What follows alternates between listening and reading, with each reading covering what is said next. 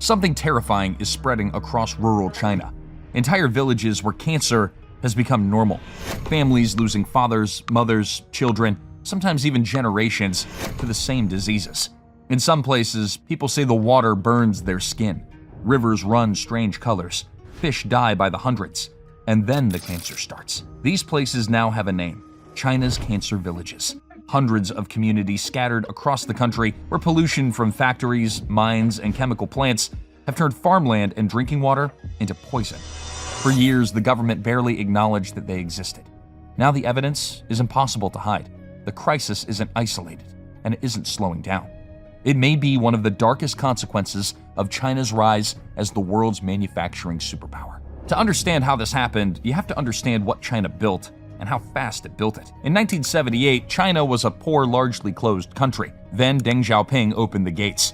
What followed was one of the most breathtaking economic transformations in human history. Within 2 decades, China didn't just industrialize, it became the engine that powered the entire global economy. Deng himself once said, "The Middle East has oil, but China has rare earths." He wasn't wrong. Rare earth metals are the hidden backbone of modern civilization. Neodymium, yttrium, cerium, dysprosium.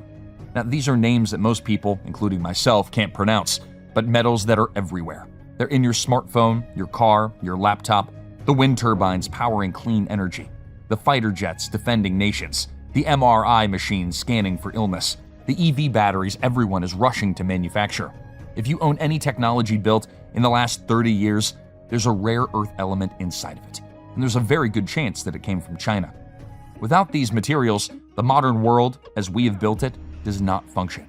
Today, China accounts for roughly 70% of all rare earth mining globally, and a staggering 90% of the world's refining and processing. Figures confirmed by both the U.S. Geological Survey and the International Energy Agency as of 2024. The hub of this empire sits in Baotou, Inner Mongolia, a city of roughly 2.7 million people sitting on top of 80% of China's rare earth reserves, pressed up against the edge of the Gobi Desert. Rare earths were first discovered nearby in the 1930s, but production didn't go ballistic until the 1990s, when China's rapid industrialization kicked into overdrive and the world's appetite for electronics became insatiable. And alongside rare earths came everything else: steel mills, chemical plants, textile factories, battery manufacturers, paper mills, oil refineries, fertilizer facilities, smelters, dye factories, pharmaceutical plants. Industry of every shape and size erupting across the landscape. Between 1990 and 2000, China's rare earth output alone surged by 450%. By 2024, the government's annual production quota hit 270,000 metric tons of rare earth oxide. China became the world's workshop, responsible for roughly 1/3 of all global manufacturing output by 2020. The share of global manufacturing exports grew from just 3% in 1995 to 20% by 2020. Hundreds of millions were lifted out of poverty. It was, by almost any economic measure, an astounding achievement. But somewhere inside that story, something else was growing. Something invisible, something that took years to show up, and something absolutely deadly. Here's the part that never makes the trade brochures. All that industry, every factory, refinery, smelter, processing plant, it all creates waste, enormous quantities of it. And for decades, much of that waste had exactly one destination: China's river, the Yellow River, the Yangtze, the Pearl River. These are not minor waterways. The Yangtze alone supplies around 400 million people with fresh water.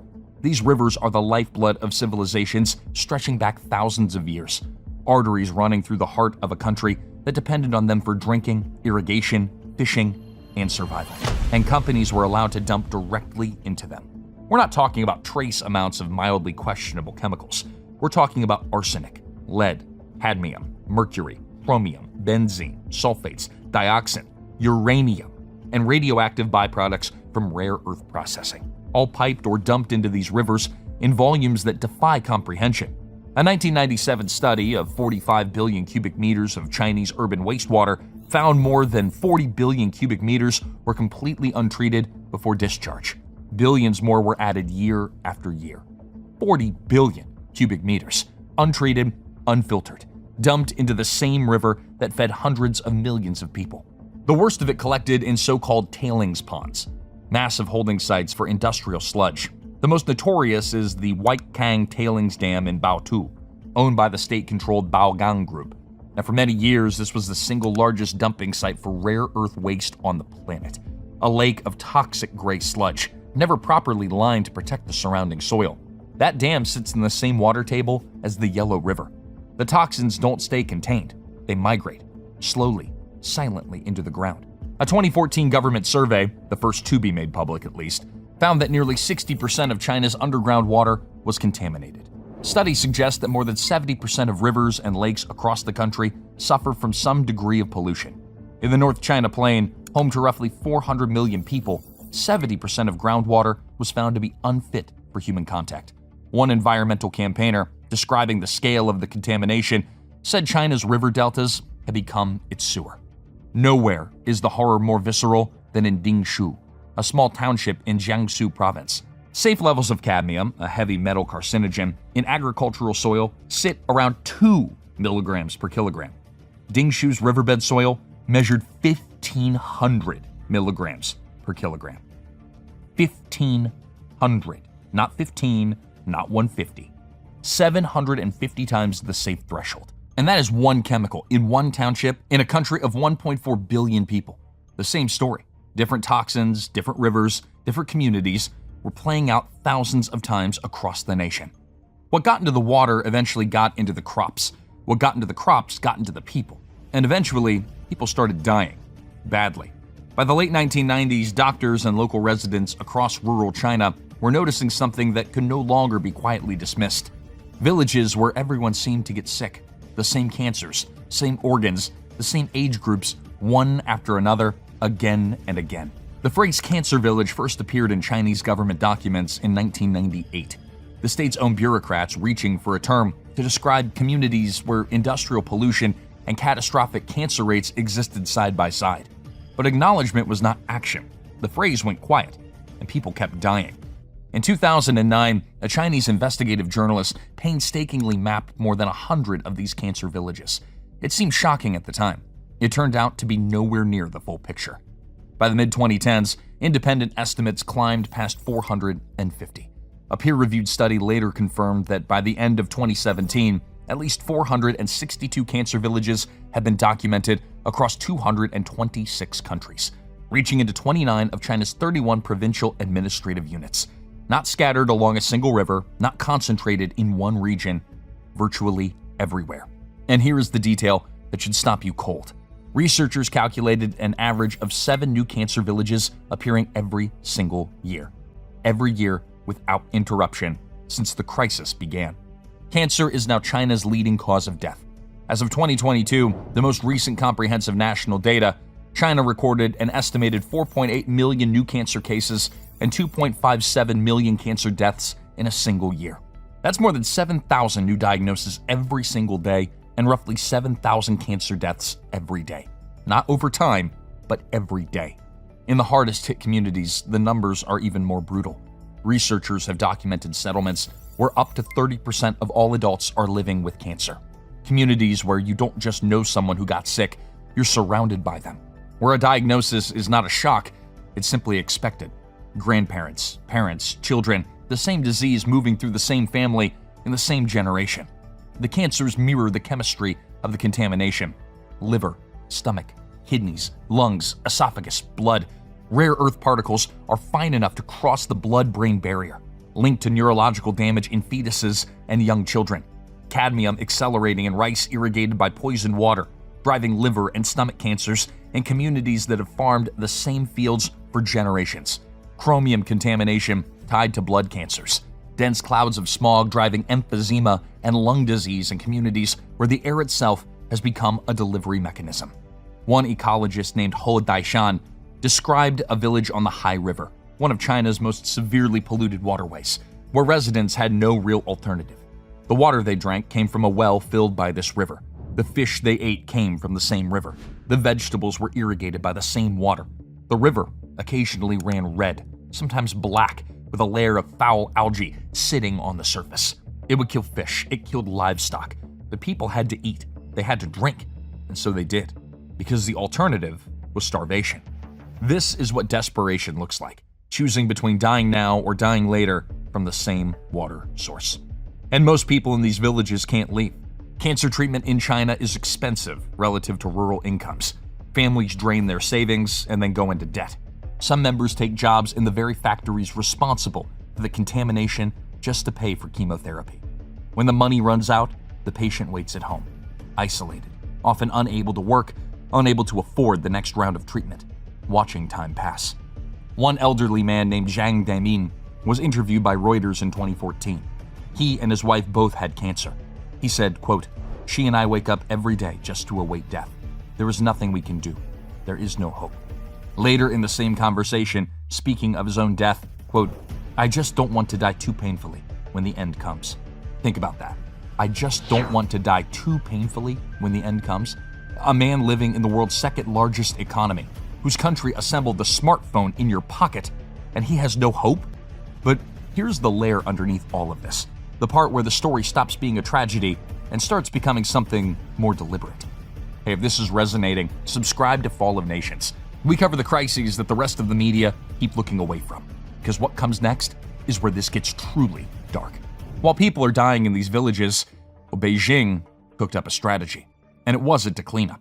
For years, data on contaminated soil in China was officially classified, not delayed, not restricted, a formal state secret, meaning researchers, journalists, and citizens who publicized findings on soil contamination would risk prosecution. The government that created the pollution also controlled the record of its consequences. The pattern was consistent and calculated. Local officials who depended on factory revenues for regional GDP numbers had every incentive to suppress reports of illness or contamination. Factories ran two separate waste pipes, one for treated water displayed to inspectors and one for raw effluent used every other day. An activist named Wei Dongying filmed a factory worker describing exactly this practice in 2015. The worker was matter of fact. Inspectors see the clean pipe, and the community gets the dirty one. And when a cancer village can no longer be denied, when deaths are too visible, when journalists had already arrived, the response was not redemption, it's erasure. Nowhere is this better documented than in Baotou, where the state-owned Baogang Group's infamous tailing ponds were officially declared an urban wetland in 2022. A conservation triumph. Officials mentioned migratory birds. When Western journalists traveled to report on this transformation, they found a freshly constructed concrete wall blocking most of the site from view. Peering over it, they found demolition, rusted pipes, collapsed structures, and the ruins of what had been a cancer village. Residents had been relocated from farmland that their families worked for generations to state apartment blocks. The contamination was still in the ground, and the water table had not been treated. The village was gone, but the poison remained. This was also not isolated. Across China, cancer villages have been demolished, populations dispersed, records removed. And when Beijing formally acknowledged that cancer villages existed for the first time, it was 2013, 15 years after Chinese bureaucrats coined the term, by which point the science had already confirmed 462 of them. Activists who tried to expose the truth found out the price quickly. Wei Dongying spent years investigating more than 60 deaths in her community between 1992 and 2004. She had been arrested dozens of times on fabricated charges, including 10 days in jail for filing a formal complaint against a detergent factory. Followed, monitored, harassed. She said, "The government is obsessed with economic growth, and meanwhile, we ordinary citizens pay the price." The legal architecture made it nearly impossible to assign blame. Dozens of factories contribute dozens of chemicals to a shared water supply. Establishing a direct chain from a specific plant to a specific cancer in a specific person is an extraordinarily difficult task. Industry knows this. The government knows this. The ambiguity is structural, and in many ways, by design. 7 new cancer villages per year, every year. The math does not lie. Now here's something China would prefer that you don't sit with for too long. This crisis was not alone built by China. Every country that relocated its dirty, expensive, tightly regulated manufacturing to China, every corporation that chose cheaper labor and weaker environmental standards over accountability, helped construct the system that poisoned these villages. The trade relationship that the world built over 30 years was, in large part, a transfer of environmental liability. Wealthy nations got cheap goods. China's rural communities absorbed the consequences. The rare earth supply chain is the sharpest illustration. Defense industries, tech giants, and clean energy companies across the world depend on materials processed in places like Baotou. The wind turbines and electric vehicles being sold as the solution to climate change require rare earth magnets produced, right now at the cost of human health in Inner Mongolia. The smartphones and laptops consuming rare earth elements at record rates, powered by an environmental bargain the end user never sees and never agreed to. In April 2025, when Beijing imposed export controls on 7 heavy rare earth elements in retaliation for U.S. tariffs, factories in the U.S. and Europe were forced to cut production. Some temporarily shut down entirely. The IEA confirms China controls not just 70% of rare earth mining, but 91% of global refining and 94% of sintered permanent magnet production. The disruption lasted weeks and sent shockwaves through supply chains from Detroit to Stuttgart. Global markets got a glimpse of what dependency actually looks like. But the world built an addiction to a supply chain grown on poisoned ground. The people living on that ground had no vote in the arrangement. One resident in a contaminated region was asked why these factories were built in the countryside rather than in China's major cities. The answer was blunt: because in Beijing and Shanghai, there are people watching. In the cancer villages, nobody was watching, or more precisely, nobody was allowed to. So where does this leave things now? There are signs of effort. China's Ministry of Ecology and Environment reported that targeted cleanup of a Yellow River tributary in Baotou resulted in ammonia nitrogen levels dropping by 84.6% since 2012. Pollution fines have been uncapped, meaning the worst corporate offenders now face unlimited penalties. Some of the most egregious factories have officially been shut down. NGOs and citizen campaigns have won small but hard-fought victories. But cleanup at this scale is generational work, and the obstacles are enormous. Local officials still have structural incentives to protect industrial revenues over environmental compliance. Data manipulation remains common. Different government agencies regularly publish contradictory figures on pollution levels, making it nearly impossible to track real progress. Factories that close often quietly reopen under new names or shift operations to a different province. The groundwater contamination accumulated over 30 years will not be reversed in 5 or 10 or perhaps 20. And the cancer villages, they're not a relic of the past. They're still forming, 7 per year on average. Today, residents in contaminated zones are drilling deeper wells to try to escape the worst surface contamination. But the poisons have migrated downward too, following the water table, chasing people through the soil. The crisis doesn't stop. It just moves deeper. And Beijing, despite the cleanup announcements, still have not released a comprehensive national map of where the worst contamination sits. That information remains, to this day, largely absent from public records. The full count of cancer villages may never be known. Beijing doesn't publish one. Journalists are still blocked from many affected areas.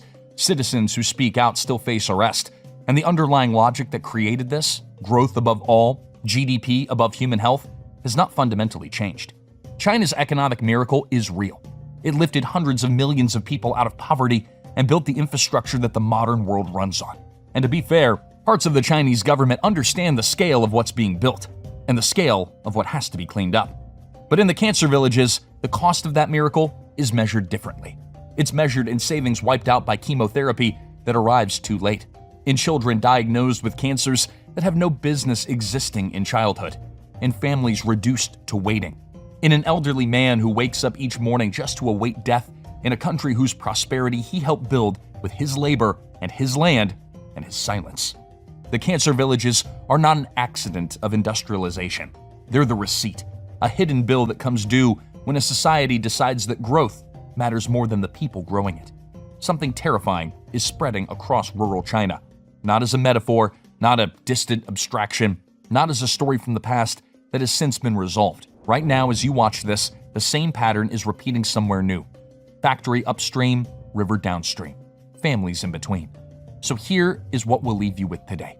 At what point does cheap technology become too expensive? And if the world helped build this system, does the world share responsibility for dismantling it? Let us know in the comments and subscribe to Fall of Nations, because these are the stories that matter most when nobody else is watching. 1.4 billion people. What if they all started doing the same thing at the same time? Not protesting, not rioting, not rebelling, just stepping back, saving instead of spending, avoiding debt, delaying families, refusing risk. It doesn't look dramatic, But in a country where growth depends on constant expansion, on construction, on investment, on momentum, that quiet shift is lethal. Because when 1.4 billion people stop fueling the machine slows. And when the machine slows in a system built on targets, debt, and endless building, something breaks. This is the quiet strike spreading across China, and it could break the world's second largest economy from the inside out. Walk through any mid-tier Chinese city right now. Not Beijing, not Shanghai, the ones that were supposed to be the next economic miracles. Shopping malls that were packed just 5 years ago sit half-lit, their escalators carrying nobody. Wedding venues are booking fewer ceremonies year after year. Bank deposits keep climbing to record highs. And young professionals who were once told that hard work guarantees a better tomorrow, they're not buying it anymore. Literally, there's a word for it. Several, actually. Tangping, lying flat. It started as a single post on a Chinese internet forum back in 2021, written by a factory worker named Lu Haohuang, who quit his job and then biked over 1,000 miles from Sichuan to Tibet and decided that he was done chasing a future that didn't want him. His message was simple. Lying flat is justice. He lived on $60 a month. He ate 2 meals a day and spent his time reading philosophy. The post went viral. It became one of the top 10 internet memes of the year. And it didn't stop there. By 2023, a darker evolution had taken hold. Bailan, meaning let it rot. Not just stepping back from ambition, but actively embracing deterioration. Why fight a losing battle? And then by 2025, a new term surfaced that was bleaker still. Rat people. Young graduates who've abandoned conventional success entirely, working just enough to survive, spending as little as possible. Not dating, not buying homes, not participating in the economic machine at all. Peer-reviewed research now treats these phenomena as more than just internet slang. Scholars describe lying flat as a genuine reevaluation of normative success, a rational response to diminishing returns on effort in a system where 12 million graduates flood the job market every single year, chasing positions that increasingly don't exist at the level that they were promised. And the numbers behind the withdrawal are staggering. China's birth rate has cratered. Just 7.9 million births in 2025, the lowest since the founding of the People's Republic. The fertility rate has fallen to about 1.0, well below the 2.1 needed just to maintain the population. The total population shrank by 3.4 million in a single year. Young people aren't just lying flat at work, they're opting out of families entirely. Marriage registrations have plummeted. The number of women in peak childbearing age is projected to drop from 105 million today to just 58 million by 2050. Beijing's attempted fixes border on parity. In January of 2026, a 13% value-added tax on condoms and birth control took effect, ending a 3-decade exemption. A $12.7 billion childcare subsidy offered families a lump sum of about $500 per child under 3. Neither addresses the actual reason, though, that young people aren't having children. They can't afford homes, they can't find decent jobs, and they don't see a future worth bringing kids into. And here's the part that should terrify Beijing. In September of 2025, China's Cyberspace Administration launched a 2-month campaign to scrub excessively exaggerated negative and pessimistic sentiments from the internet. Bloggers documenting their lying flat lifestyles had their accounts banned and their videos mass deleted. The government ordered platforms to instead promote adversity-defying narratives, heartwarming stories of young people that stayed cheerful in a dead-end job. They didn't just disapprove of the mood, they tried to censor it. They literally tried to ban despair. But you can delete the post, you can shut down an account, you can't make 1.4 billion people believe in a future that they no longer trust. And that wouldn't matter in most countries, but China isn't most countries. See, most major economies run on their own people buying things. In the US, household consumption makes up about 68% of GDP. In Europe, 52%. The global average is around 56%. But in China, roughly 40%.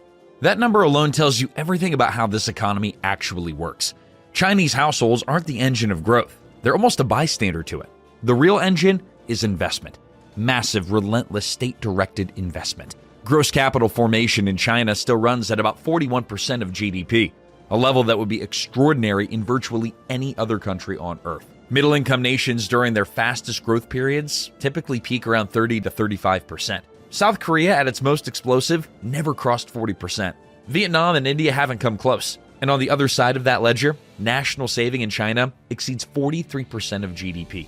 An economy that hoards instead of spends. For decades, that formula delivered results that stunned the entire world. China built over 190,000 kilometers of expressways and a national road network that stretched 5.5 million kilometers. High-speed rail surpassed 50,000 kilometers, more than every other nation on Earth combined. Take every bridge currently standing in the U.S., China, well, they built the equivalent in 20 years. The entire U.S. housing stock, plus another 50 million units stacked on top. Rail networks that would stretch across the biggest American freight systems laid end to end. That's the kind of transformation that makes you understand why, for a generation, people spoke about China the way that they spoke about America, as something inevitable. It is, by any honest measure, the most staggering infrastructure build-out in human history. Desperately needed and jaw-droppingly impressive. And for a long time, it made sense. A country modernizing from deep poverty genuinely needed those roads, rails, ports, and housing blocks. They connected markets, they moved goods, they sheltered hundreds of millions of people flooding into cities looking for a better life. But here's the thing about building as an economic strategy. It only works as long as there's something productive left to build. And there are only so many people to drive on those roads, only so many families to fill those apartments. That brings us to the part of the story that changes everything. China didn't just build what it needed. It kept building long after the need had passed. And the reason has less to do with economics than it does with political survival. In China's governance system, local officials have historically been evaluated and promoted based on hitting growth targets. Scholarly research has documented this extensively. A tournament-style promotion system where visible, countable projects carry enormous political advantage. When Beijing announces a GDP target of around 5%, as it did in 2024, someone at the provincial level had to deliver that number. And the fastest, most controllable way to generate GDP is construction. You pour concrete, you lay asphalt, raise towers. Every yuan spent on materials, labor, and logistics counts as economic activity. Whether or not a single person ever lives in the building, or drives on the road, or sets foot in the stadium. Build a bridge, tear it down, build it again. GDP, it goes up every single time. And the result? Ghost cities. Not a metaphor. Actual cities verified by satellite imagery. Remote sensing studies have confirmed vacancy and underutilization on a massive scale across China's provinces. Academically grounded estimates from China's own household finance survey point to roughly 50 million vacant urban housing units by 2014, and then climbing towards 65 million by 2018. Research published in Nature Cities has investigated this as a serious indicator of structural mismatch between supply and demand. And that was before the real estate crisis hit full force. But you haven't heard the most dangerous part yet. Housing in China, it isn't just shelter. It's the single largest store of household wealth. Over 70% of it, according to Peking University research. In the US, that figure is about 35%. American families diversify across stocks, bonds, and retirement accounts. Chinese families pour everything into property. So when values rise, they feel rich and they spend freely. When values fall, the entire psychology inverts. Families freeze, consumption drops, savings spike. The wealth effect that drives American consumer confidence works in devastating reverse. And that reversal is well underway already. Major developers have collapsed under mountains of debt. Local governments that funded themselves by selling land to those developers watched their primary revenue source evaporate almost overnight. Reports out of Henan province describe civil servant salaries cut by 50%. In Guangdong, China's richest province, government workers have taken pay cuts up to 30%. Some cities can't maintain basic services, can't keep the streetlights on. The local government financing vehicles, off-balance sheet entities that bankrolled much of the infrastructure boom, now carry debt burdens that the Reserve Bank of Australia and the IMF have both flagged as serious systemic risks. Some estimates put total LGFV debt above $9 trillion, larger than the economies of Japan and Germany combined. When property weakens, this entire ecosystem strains at once. Land revenue falls, developer balance sheets crack. LGFVs become harder to service, and local governments face an impossible choice between austerity, refinancing, or begging Beijing for a bailout that may not come. It's a feedback loop with no obvious exit. Property falls, revenue collapses, governments cut back, confidence drops further. People save even more, and the very behavior that Beijing desperately needs to change, the hoarding, the caution, the withdrawal, it only deepens. Because once property stops rising, the entire psychology changes. And what came next? It wasn't panic. It was something worse. Hey, if you're watching this unfold in real time, hit subscribe. We break down the forces that don't make headlines but do change history. And what follow confirm the worst fears of anyone paying close attention to the math. The International Monetary Fund has been warned, with increasing bluntness, that China's investment-led growth strategy is hitting rapidly diminishing returns. Heavy reliance on construction and infrastructure, financed by those record-high domestic savings, well, it's now associated with falling returns to capital and rising vulnerabilities across the financial system. The fund's projections show potential growth slowing materially over the coming decades without major structural reform. Not a dramatic crash, but a grinding decade-long deceleration that will slowly drain the oxygen from China's ambitions. This isn't speculation, it's arithmetic. If household consumption stays locked at about 40% of GDP, growth has to come from somewhere else. Investment? Well, returns are falling and the debt pile is growing. Exports? The world is pushing back harder than ever. The WTO has documented sharp rises in trade restrictive measures globally. Countries from India to Germany to the United States are all raising barriers, not out of spite, but of self-preservation. Germany's auto giants employ nearly 2% of the country's entire workforce. No government is going to watch that disappear to subsidize Chinese competition without a fight. India slaps sky-high tariffs on Chinese smartphones, solar panels, even toys. The walls that China has to climb to get goods into the world's biggest markets are getting higher by the month. And here's where this gets politically brutal. The reforms that would actually fix this, strengthening social safety nets, redistributing income toward households, loosening the hukou restrictions that deny hundreds of millions of migrant workers access to urban healthcare and education, well, every one of those requires a state to give up control, to redirect resources away from investment channels and state-owned enterprises and toward ordinary people. The IMF has said as much directly. Reducing household savings requires increased social spending and easing hukou-related exclusions, and this is the opposite of how Xi Jinping governs. So the trap stays shut. Reform means losing grip. Refusal means stagnation. And the Japan parallel, not as prophecy but as a structural warning, grows more uncomfortable every year. An investment-heavy model hitting diminishing returns. A property sector whose correction ripples through finance and government alike. A demographic structure that pushes households relentlessly toward caution. Japan's post-bubble decade shows exactly how an advanced economy can remain wealthy and stable while growing simply, and then it stops. Wealthy but frozen. For 30 years and counting, Japan didn't collapse. It didn't implode. It just lost its forward velocity and never got it back. The country that was supposed to overtake America became a cautionary tale about what happens when assets boom, demographics decline, and structural rigidity collide. China's situation, it isn't identical, but the family resemblance is deeply uncomfortable. And the most dangerous part of what's unfolding in China is that none of this is coordinated. Nobody organized a boycott. Nobody called a general strike. What's spreading is something far harder to confront. Millions of individual decisions, all pointing in the same direction. And every one of them makes perfect rational sense. Youth unemployment peaked at 21.3% in mid-2023.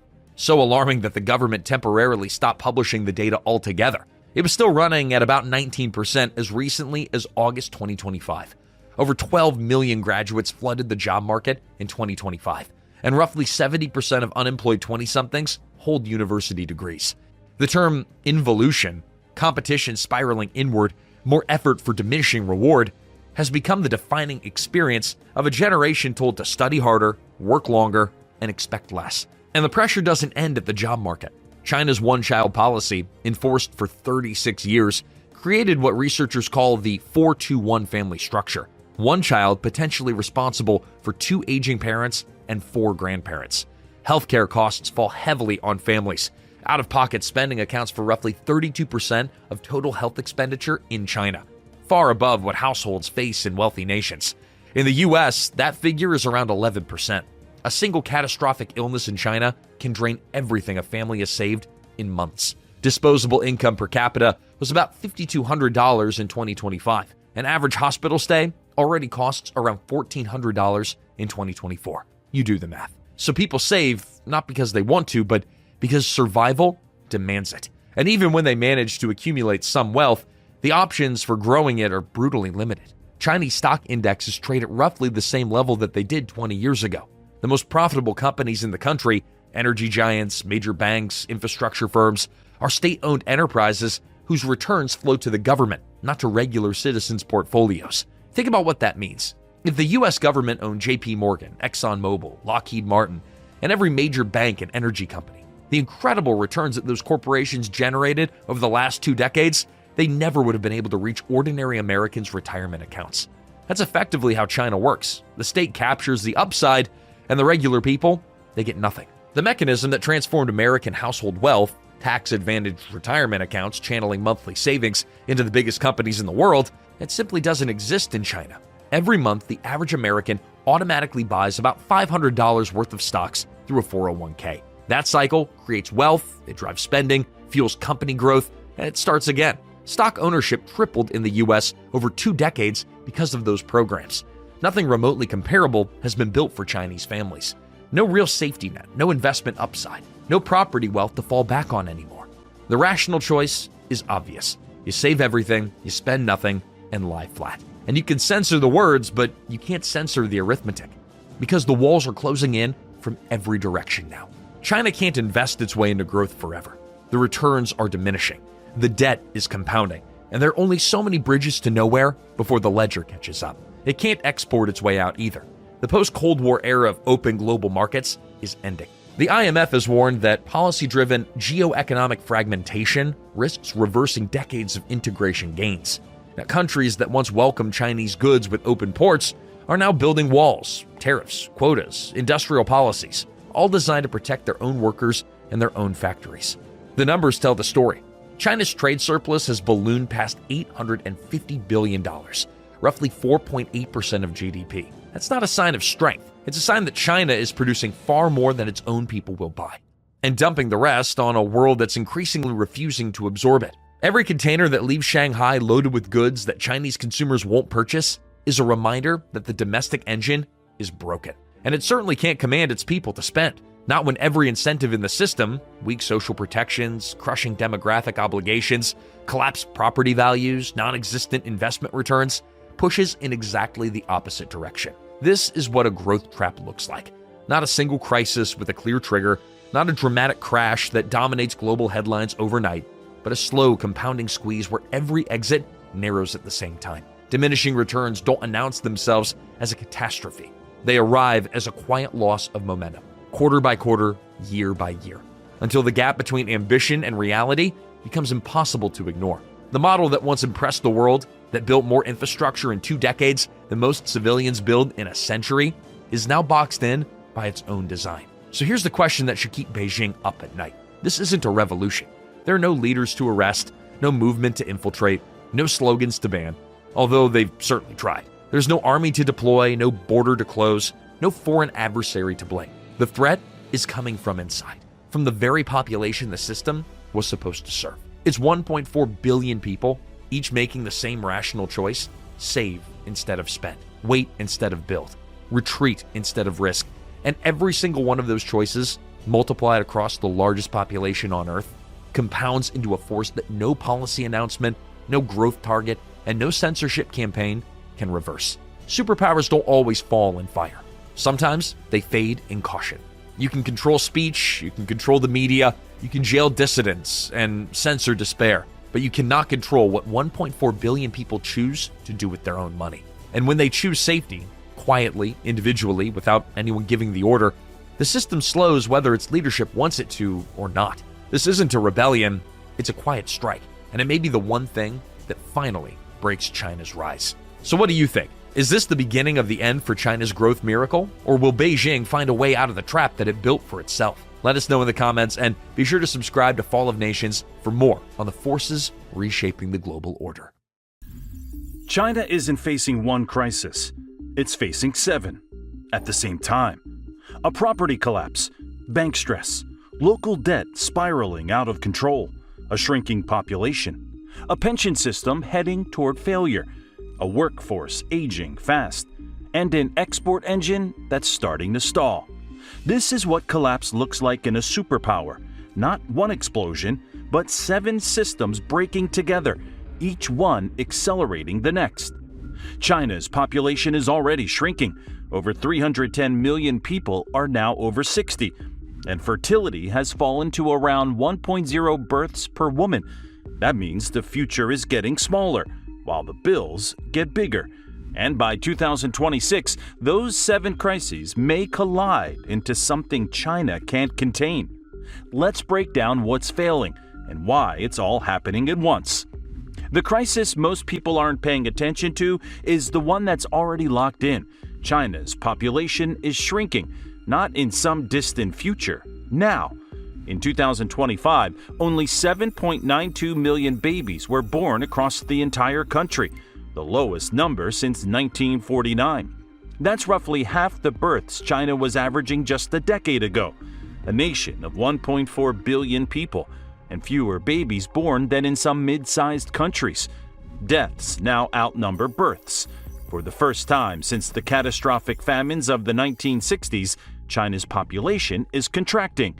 The fertility rate has collapsed to around 1.0 births per woman, among the lowest in the world, far below the 2.1 replacement rate needed just to keep the population stable.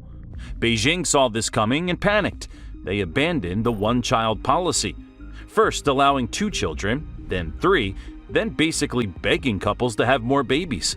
But Chinese couples aren't listening. They can't afford to. Raising a child in Shanghai or Beijing costs a fortune.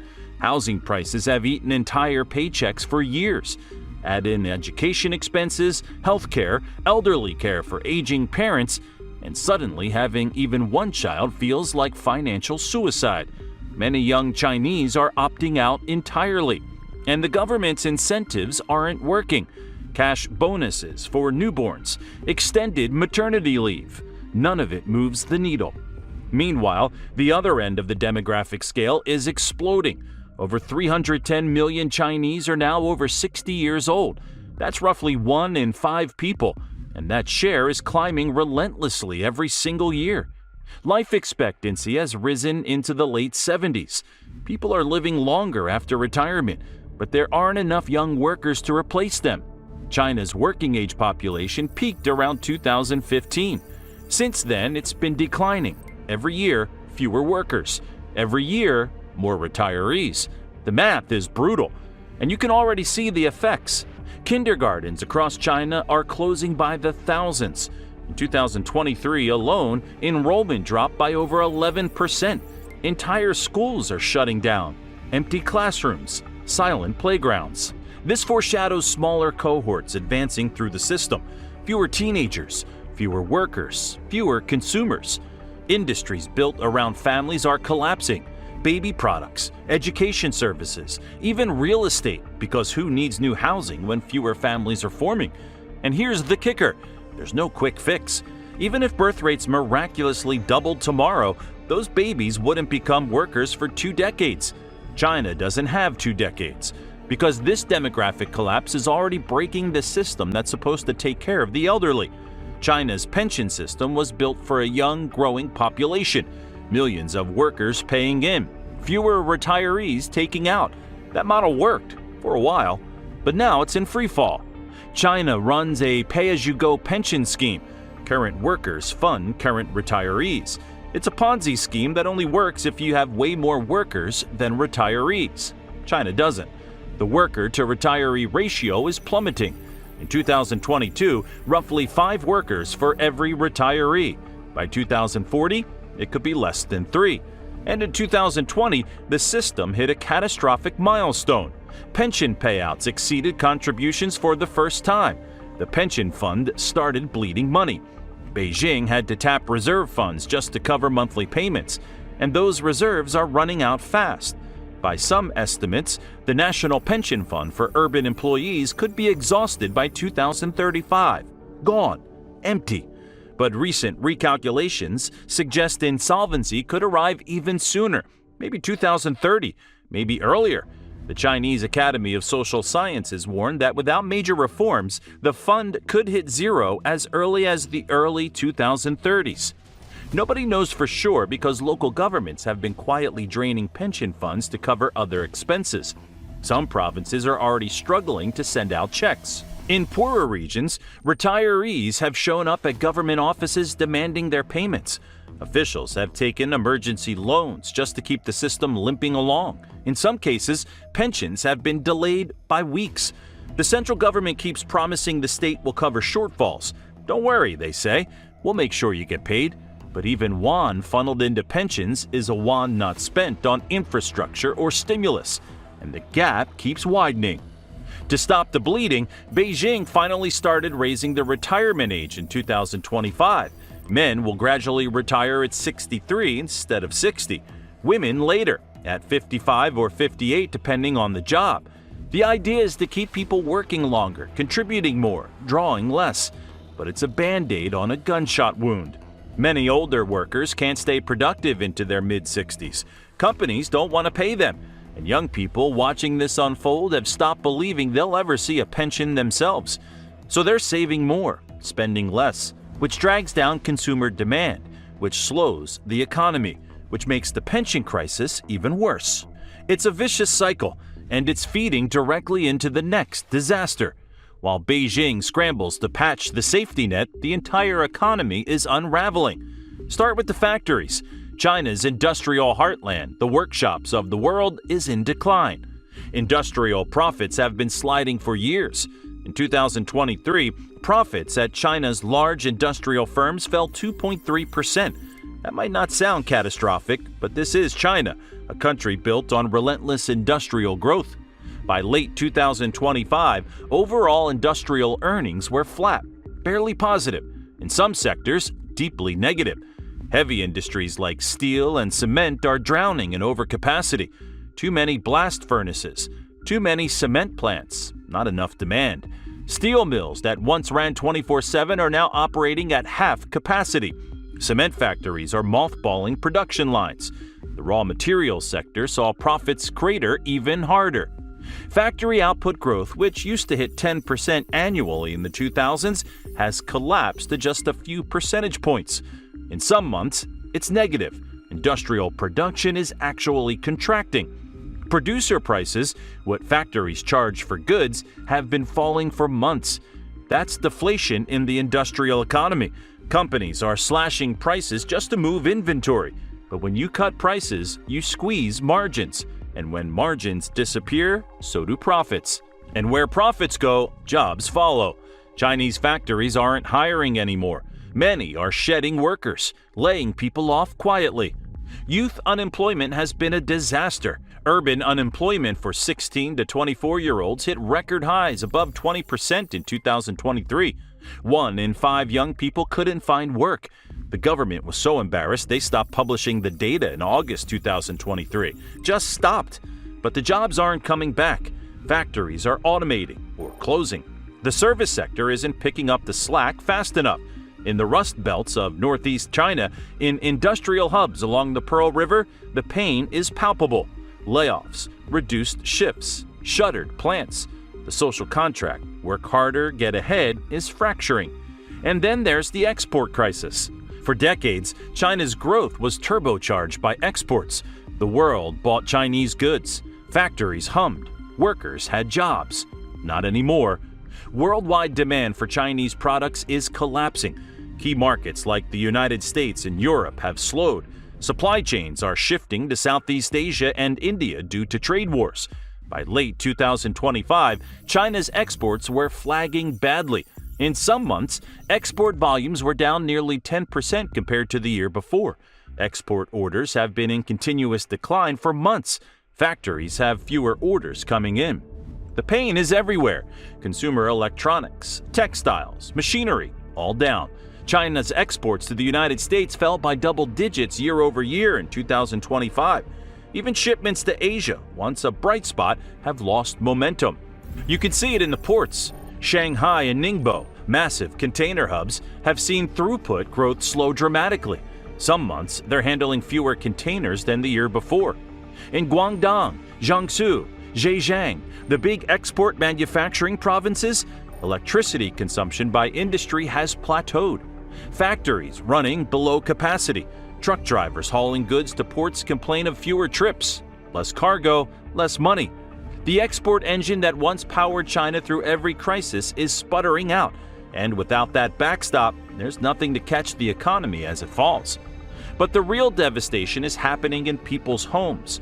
For years, Chinese families believed in one thing above all else: real estate. Buy an apartment, watch the value rise, build wealth, secure your future, pass it to your children. That belief is dead. China's property market is in freefall, and it's taking household wealth down with it. New home sales have plunged. Potential buyers either can't afford apartments or have lost faith that prices will keep rising.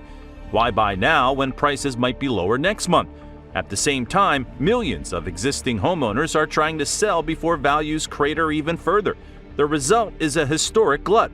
By late 2025, around 6.5 million secondhand homes were listed for sale nationwide. That's a 60% jump from just a few years earlier. 6.5 million. To put that in perspective, that's more homes for sale than the entire housing stock of some countries. Supply is wildly exceeding demand.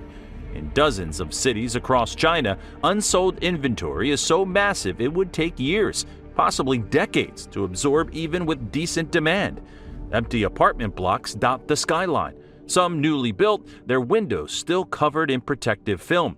Some never fully completed, skeletal frames against the sky. Entire residential complexes stand empty. No lights at night, no cars in the parking lots. Ghost buildings in ghost districts. And property developers are collapsing. Evergrande, once Asia's largest developer, defaulted on over $300 billion in liabilities. Country Garden, another titan, also teetered into default. These were giants, companies that built entire cities. Now they're being dismantled. Their collapse sent shockwaves through global financial markets. Investors who bought their bonds lost billions. Contractors who built their buildings went unpaid. Families who bought apartments in unfinished projects were left with shells.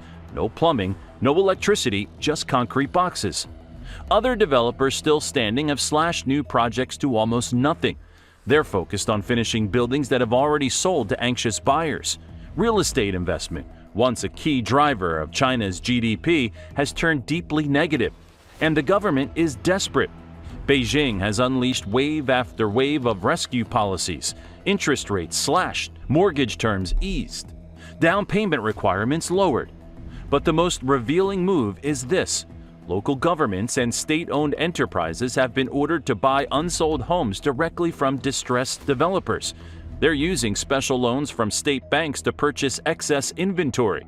The plan is to convert these apartments into affordable housing or rentals. Anything to clear the glut. In some cities, officials are even offering subsidies to encourage people to move from old apartments into brand new units, just to reduce the number of empty buildings. None of it is working. Home prices keep falling. In late 2025, resale home prices were dropping at the fastest pace in over a year. Even in Shanghai and Shenzhen, where demand is usually resilient, prices fell month after month. Chinese families are watching their wealth evaporate. Real estate accounts for over 70% of household assets in China. When housing values crater, entire life savings disappear. And the pain is spreading. Because housing isn't just where families store wealth, it's the collateral behind countless loans in the banking system. When real estate crashes, banks start to buckle. China's banks, particularly the smaller ones, are under severe stress. For years, city commercial banks and rural lenders fueled China's boom by lending aggressively to property developers and local governments. Easy money, fast growth, sky-high returns. Now those bets are going catastrophically bad. Developers are defaulting. Home buyers are refusing to pay mortgages on unfinished apartments. Why pay for a home that doesn't exist? And banks are drowning in non-performing loans. Officially, bad loan ratios are climbing, but the real number is much higher when you include special mention loans, debts at serious risk of default. By some estimates, the true stressed asset ratio for Chinese banks could be 5% or higher. On trillions of yuan in loans, that's catastrophic. To prepare for the wave of defaults, banks have dramatically increased their loss provisions. They've set aside 50% more capital compared to 2020. That's not a precaution, it's a warning sign, and funding is getting harder. Weaker banks are struggling to borrow money from other banks in the interbank market. Other lenders don't trust them. They're worried these banks might not be able to pay them back. Savers are growing worried too. They're pulling deposits, moving money to larger, safer, state-owned banks. In recent years, several rural banks suffered full-blown bank runs. Lines of depositors stretched out the door. People demanding their money back. Panic spreading on social media. Authorities stepped in, sometimes with police, to freeze accounts and contain the runs. In at least one case, protesters trying to withdraw their savings were met with violence. The bank runs were contained, but trust has been shattered. If you're a Chinese saver with money in a small local bank, you're terrified right now. And then there's the shadow banking collapse. For years, trust companies and wealth management funds promised Chinese investors high returns by investing in real estate projects and local government schemes. 8%, 10%, even 12% annual returns, way higher than bank deposits. These weren't officially guaranteed, but investors believed the government would never let them fail. It was an implicit guarantee. That guarantee is breaking. In 2023, Zhongrong Trust, one of China's largest trust companies, suspended payments on dozens of investment products. Billions of yuan frozen. Investors who thought their money was safe suddenly couldn't access it. Protests erupted outside Zhongrong's offices. Angry investors demanding their money. Some had invested their life savings. Later that year, Highwind, a publicly listed wealth manager, revealed it couldn't meet client redemptions on time. The real estate products it had sold to clients had gone toxic. The underlying projects had failed. There was no money to give back. The dominoes are falling. Property developer troubles lead to shadow bank failures. Shadow bank failures lead to stress on small banks. Beijing is moving fast to contain the damage. Regulators have ordered dozens of shaky local banks to wind down their risky wealth management business entirely by 2026. The goal is to separate traditional banking from these high-yield, high-risk products that carried implicit guarantees. Authorities are also forcing consolidation, merging weak banks with stronger ones, injecting capital into institutions on the brink. But it may not be enough. If property prices keep falling and local governments keep struggling, more loans will sour beyond what banks have prepared for. In a worst-case scenario, multiple bank failures could occur simultaneously. That would trigger mass panic, a nation run on banks. Even short of total meltdown, a crippled banking sector chokes off credit to the economy. Small businesses can't get loans, families can't get mortgages, growth stalls. And that brings us to the final crisis. The entity that's supposed to stabilize everything, the government itself, is running out of money. For decades, local governments funded their budgets through a land sale bonanza. They'd sell land use rights to developers for massive fees.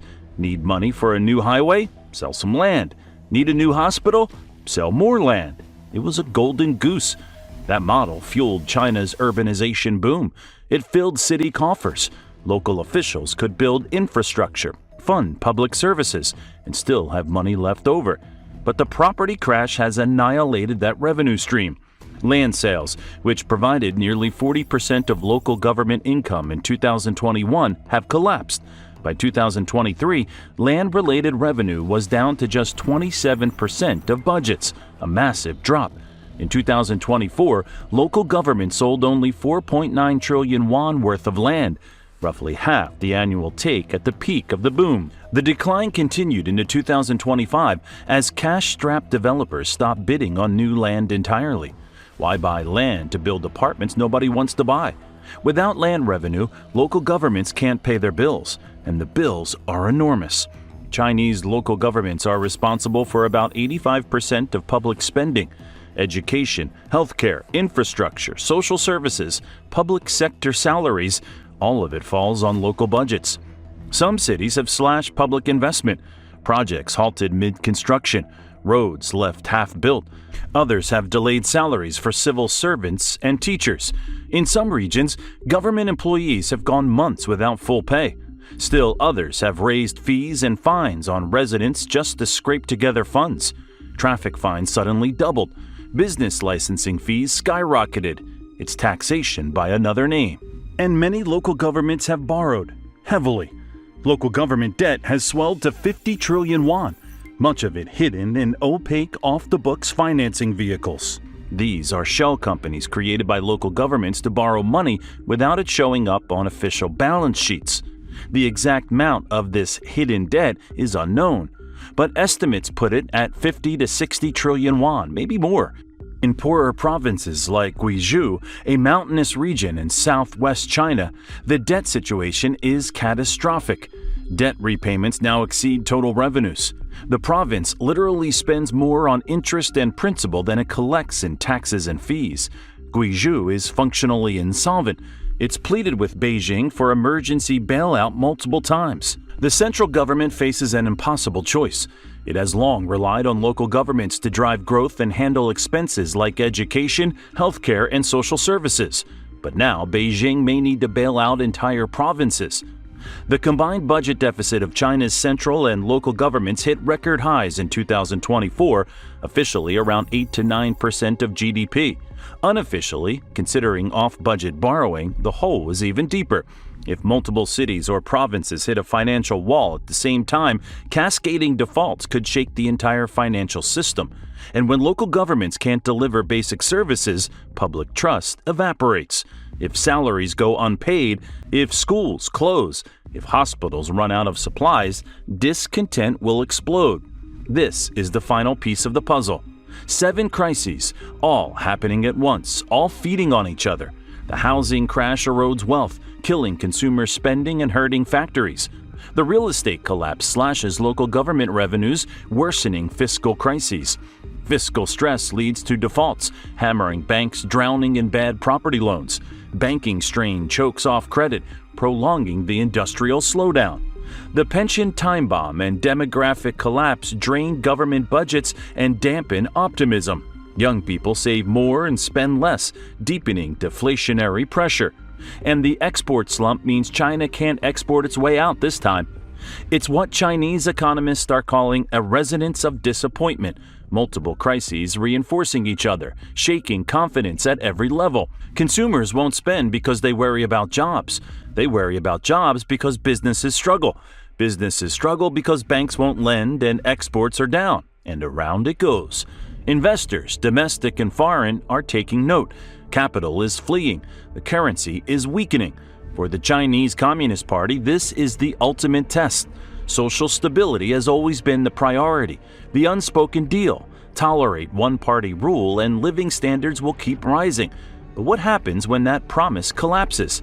We could see homeowners protesting at developer offices, retirees marching for pension payments, bank customers lining up in fear, factory workers striking over layoffs. Beijing has tools, censorship, surveillance, occasional concessions, but multi-front crises could overwhelm those mechanisms.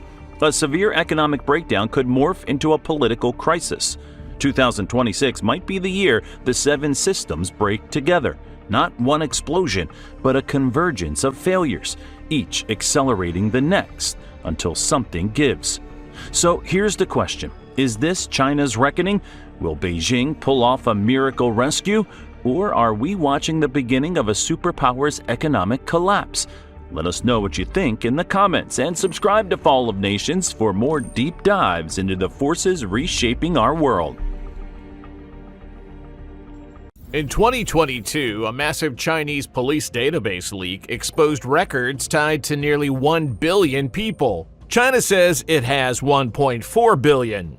So, who's missing? Beijing didn't answer. It censored the question. Because if China's population is far smaller than claimed, then the entire myth of China's rise, the factories, the housing boom, the inevitable superpower narrative, starts collapsing. And the world built its future on that myth. Let's break down the biggest leak China has ever suffered, and what it may reveal about the most important number in geopolitics. An anonymous hacker known as China Dan broke into the Shanghai Public Security Bureau's database in mid-2022. What he found wasn't just a regional registry, it was a national police database containing personal records on close to 1 billion individuals. Names, addresses, birthplaces, national ID numbers, phone numbers, criminal case files, 23 terabytes of data. One of the biggest breaches in history. China Dan offered a sample of 250,000 records to prove it was real, then put the full data set up for sale for 10 Bitcoin. about $200,000. Cybersecurity analysts examined the sample. It was authentic. Random Chinese citizens from every corner of China appeared in the leak. Even tiny counties in Tibet with only a few thousand residents. Journalists started calling the phone numbers in the sample. Many of them worked. Real people, real data. This wasn't a hoax. Beijing's response? Immediate silence. State censors erased all mention of the leak on Chinese social media. The hashtag data leak was blocked on Weibo within hours. Discussion vanished from WeChat. The authorities went dark. No public denial, no explanation, no statement refuting the data's authenticity. In China, that silence speaks volumes. If the leaked database were fake, Beijing could have loudly debunked it and reassured the public. They didn't, because they couldn't. Admitting what this data contained would undermine years of carefully managed population figures. So instead, they buried it. But here's what makes this leak so devastating. The database showed nearly 1 billion people. China claims 1.4 billion. That's a gap of 400 million people. 400 million! That's more than the entire population of the United States and Canada combined. It's as if an entire continent's worth of people vanished from China's ledgers. Where did they go? There are only two possible explanations, and neither is good. The first, the leak somehow missed huge swaths of the population. Maybe hundreds of millions of Chinese citizens weren't recorded in the police database. But that theory falls apart under scrutiny.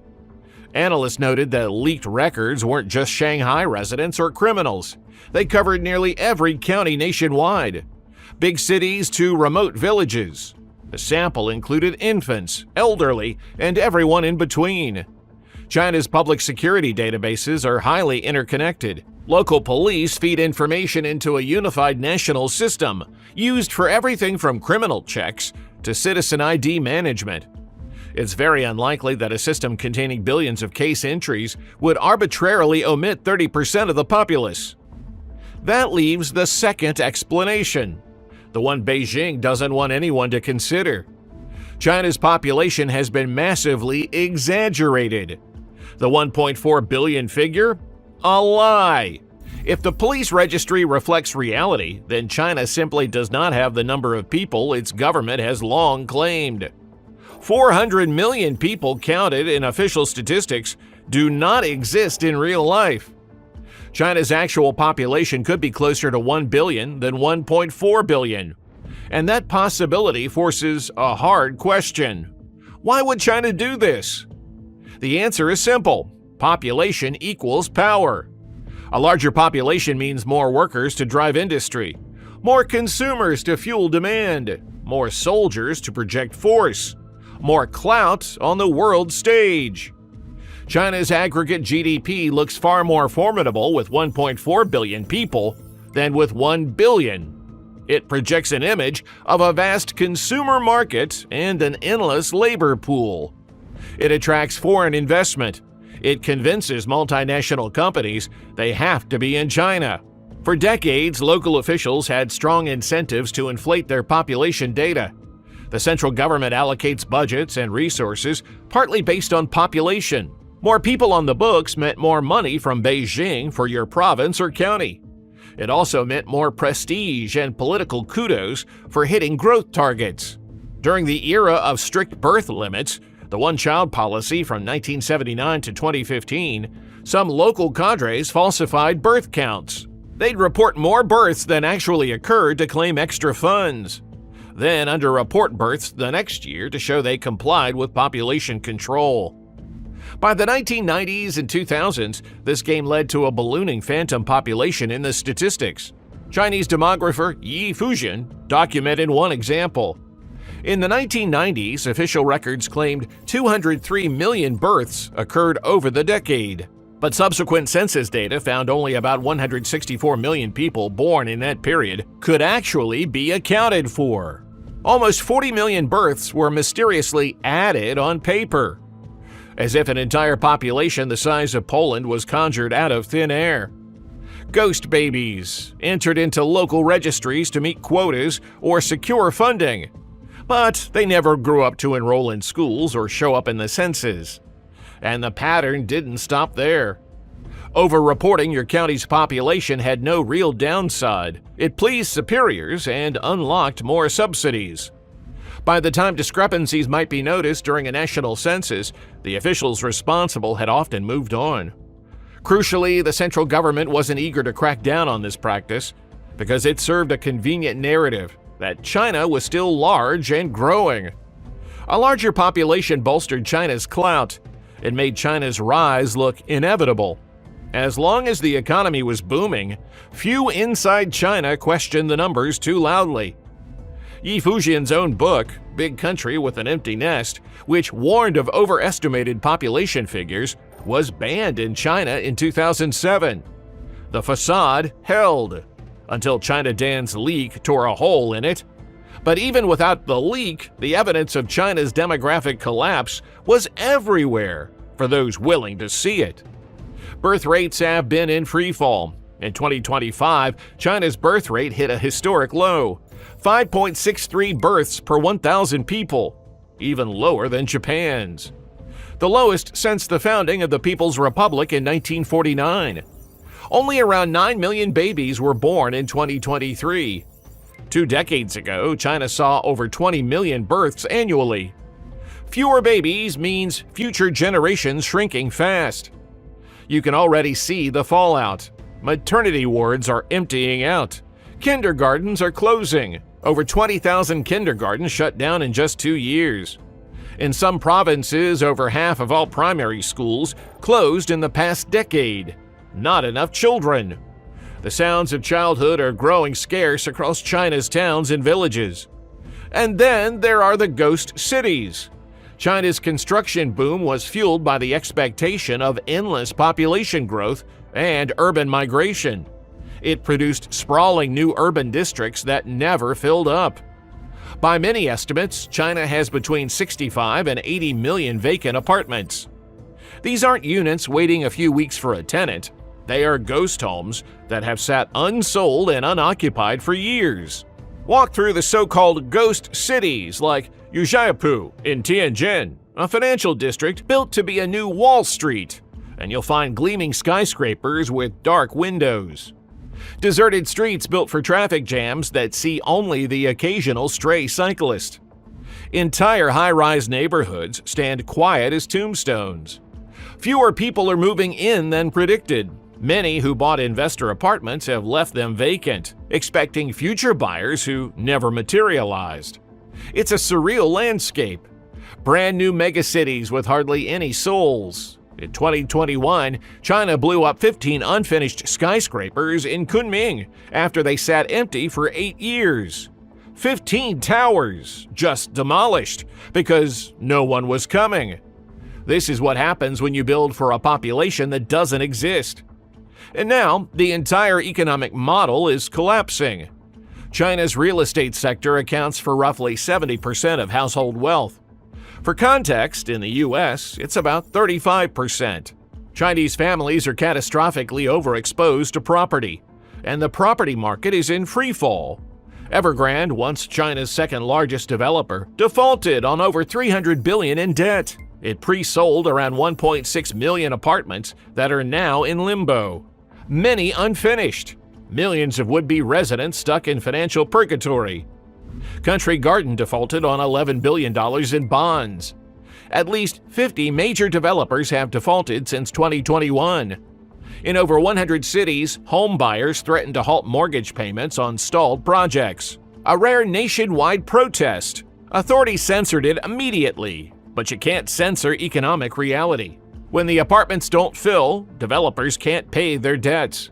When developers default, banks take losses. When banks tighten lending, construction stops. When construction stops, millions of workers lose jobs. It's a cascading collapse, and it all traces back to one fundamental miscalculation: building for 1.4 billion people when the real number might be 1 billion. But real estate isn't the only thing built on the population myth. China's manufacturing dominance depends on workers. and the workforce is shrinking. China's working-age population, roughly ages 16 to 59, peaked around 2014 to 2015, according to official data. It's been declining ever since. If the official numbers were overstated, the decline in workers is likely steeper and started sooner. Factories in the export hubs of Guangdong and Zhejiang already report labor shortages. Younger workers are becoming scarce.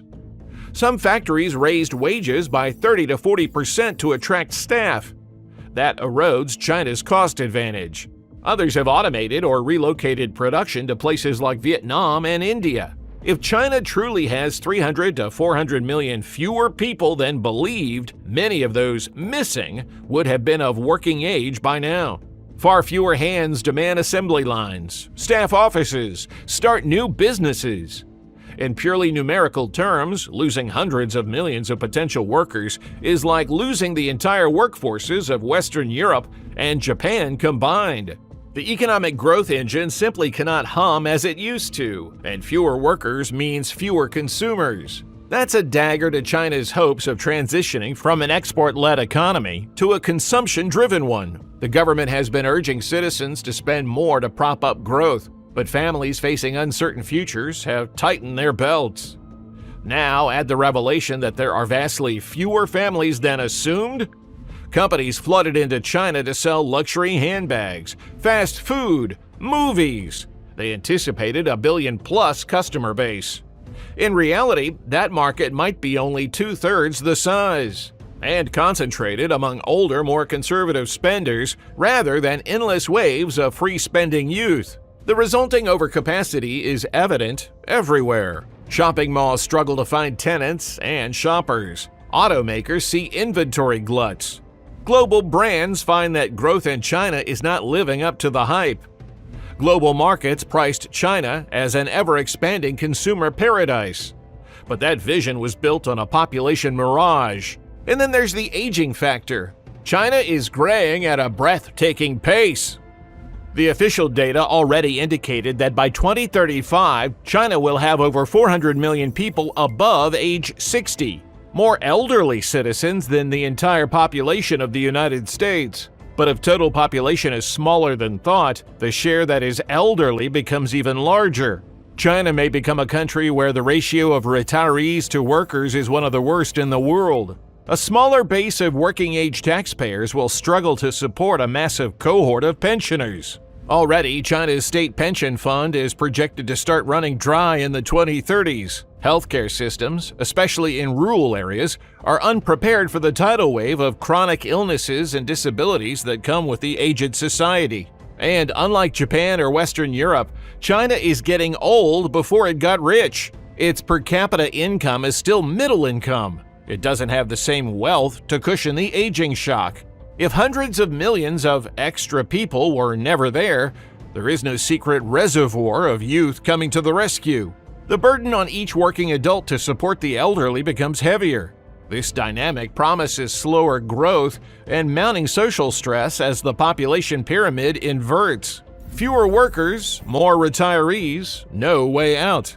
But the economic consequences pale compared to the geopolitical earthquake. For years, global businesses, governments, and strategists planned for a world dominated by 1.4 billion Chinese. They imagined an ever-expanding market, an unstoppable juggernaut. Trillions of dollars in investment, trade, and supply chain decisions were predicated on China's purported size. If China's true population is closer to 1 billion and already shrinking every year, then the world has been dealing with an image in a funhouse mirror. The mirror made China look 40% larger than it really is. Correcting that image shakes many assumptions. Great powers draw strength from their populace, to fill the ranks of their militaries, to consume commodities and set global prices, to innovate and export culture. If China's true heft is smaller, its influence may peak sooner and lower than widely expected. It may struggle to surpass the United States in overall economic size, or might surpass it only to plateau and then fall back. India has now overtaken China as the world's most populous nation according to the UN. But if China has far fewer people, India likely surpassed China in population years ago. That shift has psychological and strategic weight. The title of world's largest nation has quietly passed on. And with it, the expectation that China's dominance is inevitable becomes less convincing. The 21st century might not belong to China as confidently as many assumed. Instead of China's rise being an engine pulling the global economy, we could see China becoming a drag, a source of instability as it grapples with decline. One thing is certain, if China is significantly smaller than believed, the entire global system is still operating on yesterday's numbers. Businesses, investors, and governments are making decisions based on data that may be fundamentally flawed. Supply chains are built presuming a labor pool that isn't there. Social programs and bilateral agreements rely on demographic forecasts now rendered moot. The world has been preparing for one future, a hyper-populous China dominating the century. And may get another, a China that peaks early and struggles with irreversible shrinkage. The adjustment will be jolting, but beyond the economic and geopolitical fallout, there's a deeper crisis brewing, a legitimacy crisis. The Chinese Communist Party built its legitimacy on delivering ever-expanding prosperity in global stature. An inflated population count helped reinforce that image of inevitable ascendancy. But now, reality is intruding. If the population lie is exposed, what else is fake? China's GDP figures? Its military readiness? Its technological prowess? The trust that underpins the social contract, we know what we're doing, trust us, is eroding. Youth unemployment in urban areas hit a record 21.3% for 16 to 24-year-olds in 2023.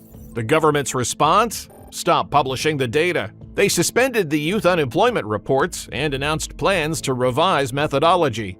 Translation: the numbers were too embarrassing. A Peking University professor estimated the real youth unemployment rate, including disengaged youth, could be as high as 46.5%.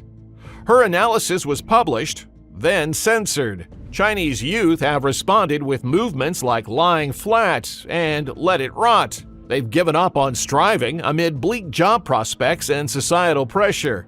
Meanwhile, local governments face a fiscal crisis. Some civil servants haven't been paid for months. Others have seen pay cuts of 20 to 30%. Reports emerged of local governments auctioning off officials' luxury cars, slashing budgets, in some cases paying wages with rice, flour, and cooking oil instead of money.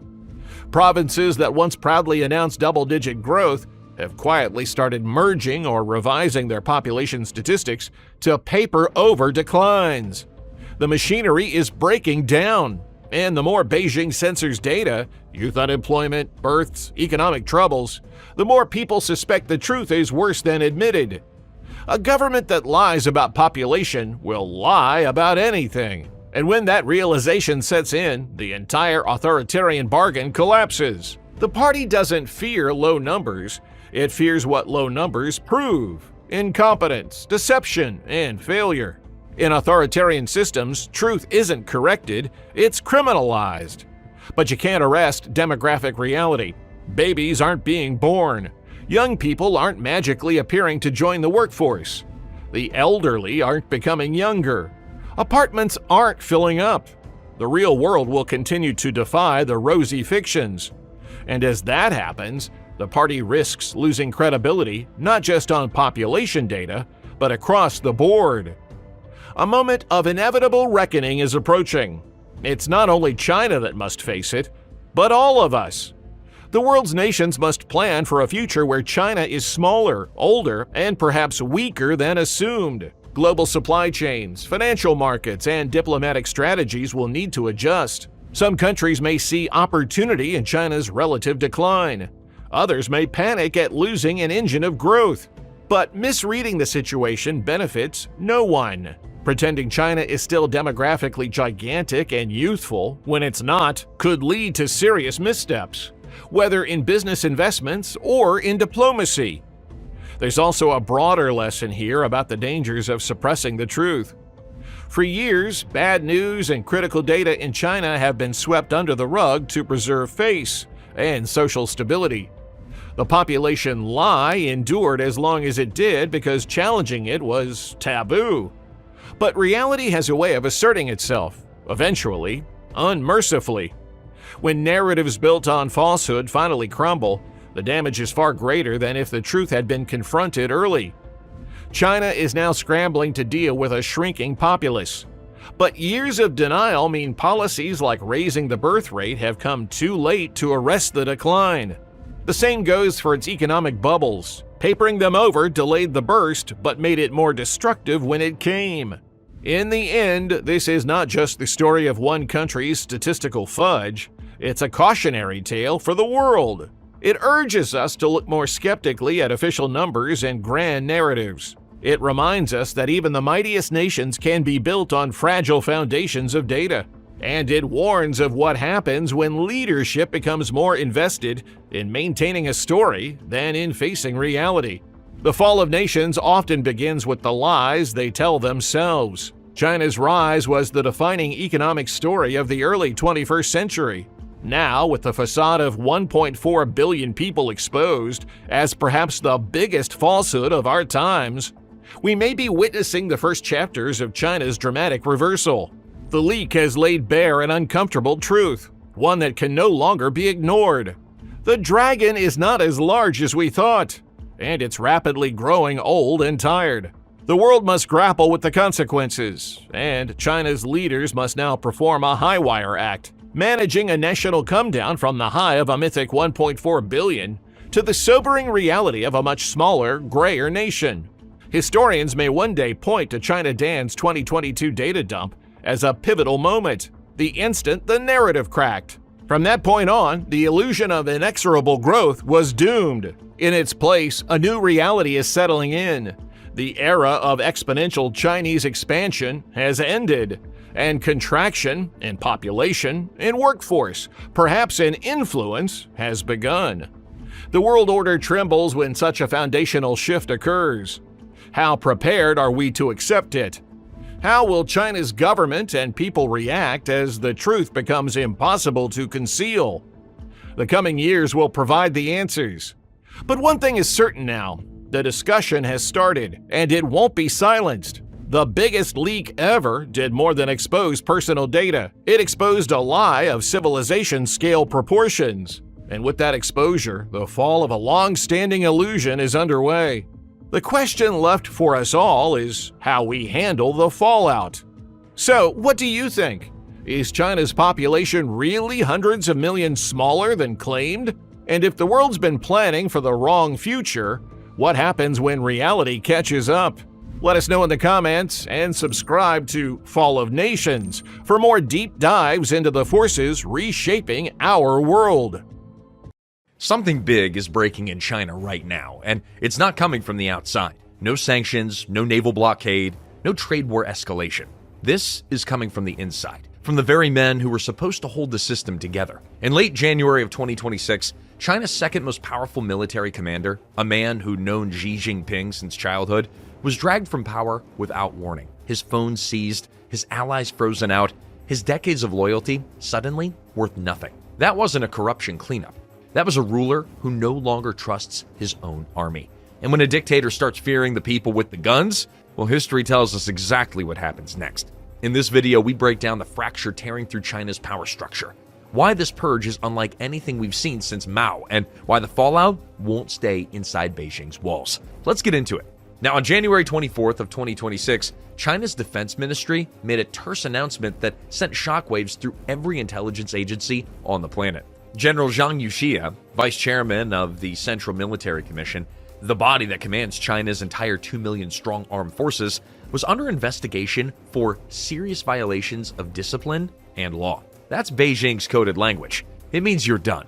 But Zhang wasn't just any general. He was a princeling, the son of a revolutionary elder who fought alongside Xi Jinping's own father during the Communist Revolution. Zhang and Xi had known each other since boyhood. They grew up together in the shadow of the party. Zhang was one of the last Chinese generals with actual combat experience, having fought in the brutal 1979 war against Vietnam. He was battle-tested in a military where almost no active commander has ever heard a shot fired in anger. And he was the man that Xi personally elevated to the highest military post beneath his own and kept in power past retirement age specifically because Xi trusted him. Trusted. Yeah, past tense. As recently as December of 2025, Zhang was standing beside Xi at officer promotion ceremonies. He survived multiple previous rounds of anti-corruption sweeps through the military. He was, by every measure, the safest man in the Chinese military outside of Xi himself. And now, gone. Just like that. But Zhang wasn't alone. General Lu Zhenli, the chief of staff of the CMC Joint Staff Department, the man responsible for the military's day-to-day operational command and the entire C4 ISR capability, meaning communications, intelligence, and surveillance, was purged alongside him. Two of the most powerful military figures in all of China removed in a single stroke. But here's what makes this terrifying. The Central Military Commission normally has 7 members. After years of rolling purges, the Rocket Force commanders in 2023, Defense Ministers Li Shangfu and Wei Fenghe, expelled from the party, 9 more senior officers ousted at the October 2025 plenum. The commission has now been gutted down to just 2, Xi Jinping himself and General Zhang Shengmin, a career political commissar with really zero combat experience, whose main qualification is that he runs the military's internal discipline machine. He doesn't command troops, he investigates them. He holds files on everyone. That's not a leadership structure. That's a dictator and his inquisitor, standing alone on top of the world's largest army. The official PLA daily editorial accused Zhang Yuxia and Lu of seriously trampling on the chairman responsibility system, which is party speak for challenging Xi's personal absolute authority. They were accused of gravely betraying the trust and expectations of the Communist Party, not of stealing money, not of incompetence, but of political disloyalty. And that distinction matters more than anything, because this tells us something the Chinese government desperately doesn't want the world to know. The regime, it's not unified, it's fracturing. And the fracture runs straight through the heart of China's power. For decades, the outside world has looked at China and seen a monolith. One party, one leader, one army, all marching in lockstep. That image was always a simplification, but it used to be close enough to the truth, but not anymore. Today, China's power is splitting into 3 distinct forces, each pulling in a different direction. Xi Jinping, obsessed with personal control and his own legacy, the Chinese Communist Party apparatus, a sprawling bureaucratic machine with 98 million members whose only real goal is its own survival, and the People's Liberation Army, a 2 million strong military that wants to modernize, that wants to be taken seriously as a fighting force, but keeps getting gutted by political witch hunts from the very leadership that it's supposed to serve. These 3 used to be aligned. Now they're diverging in ways that Beijing can't paper over much longer. Xi has made himself one pole of power, separate from the party that he technically leads.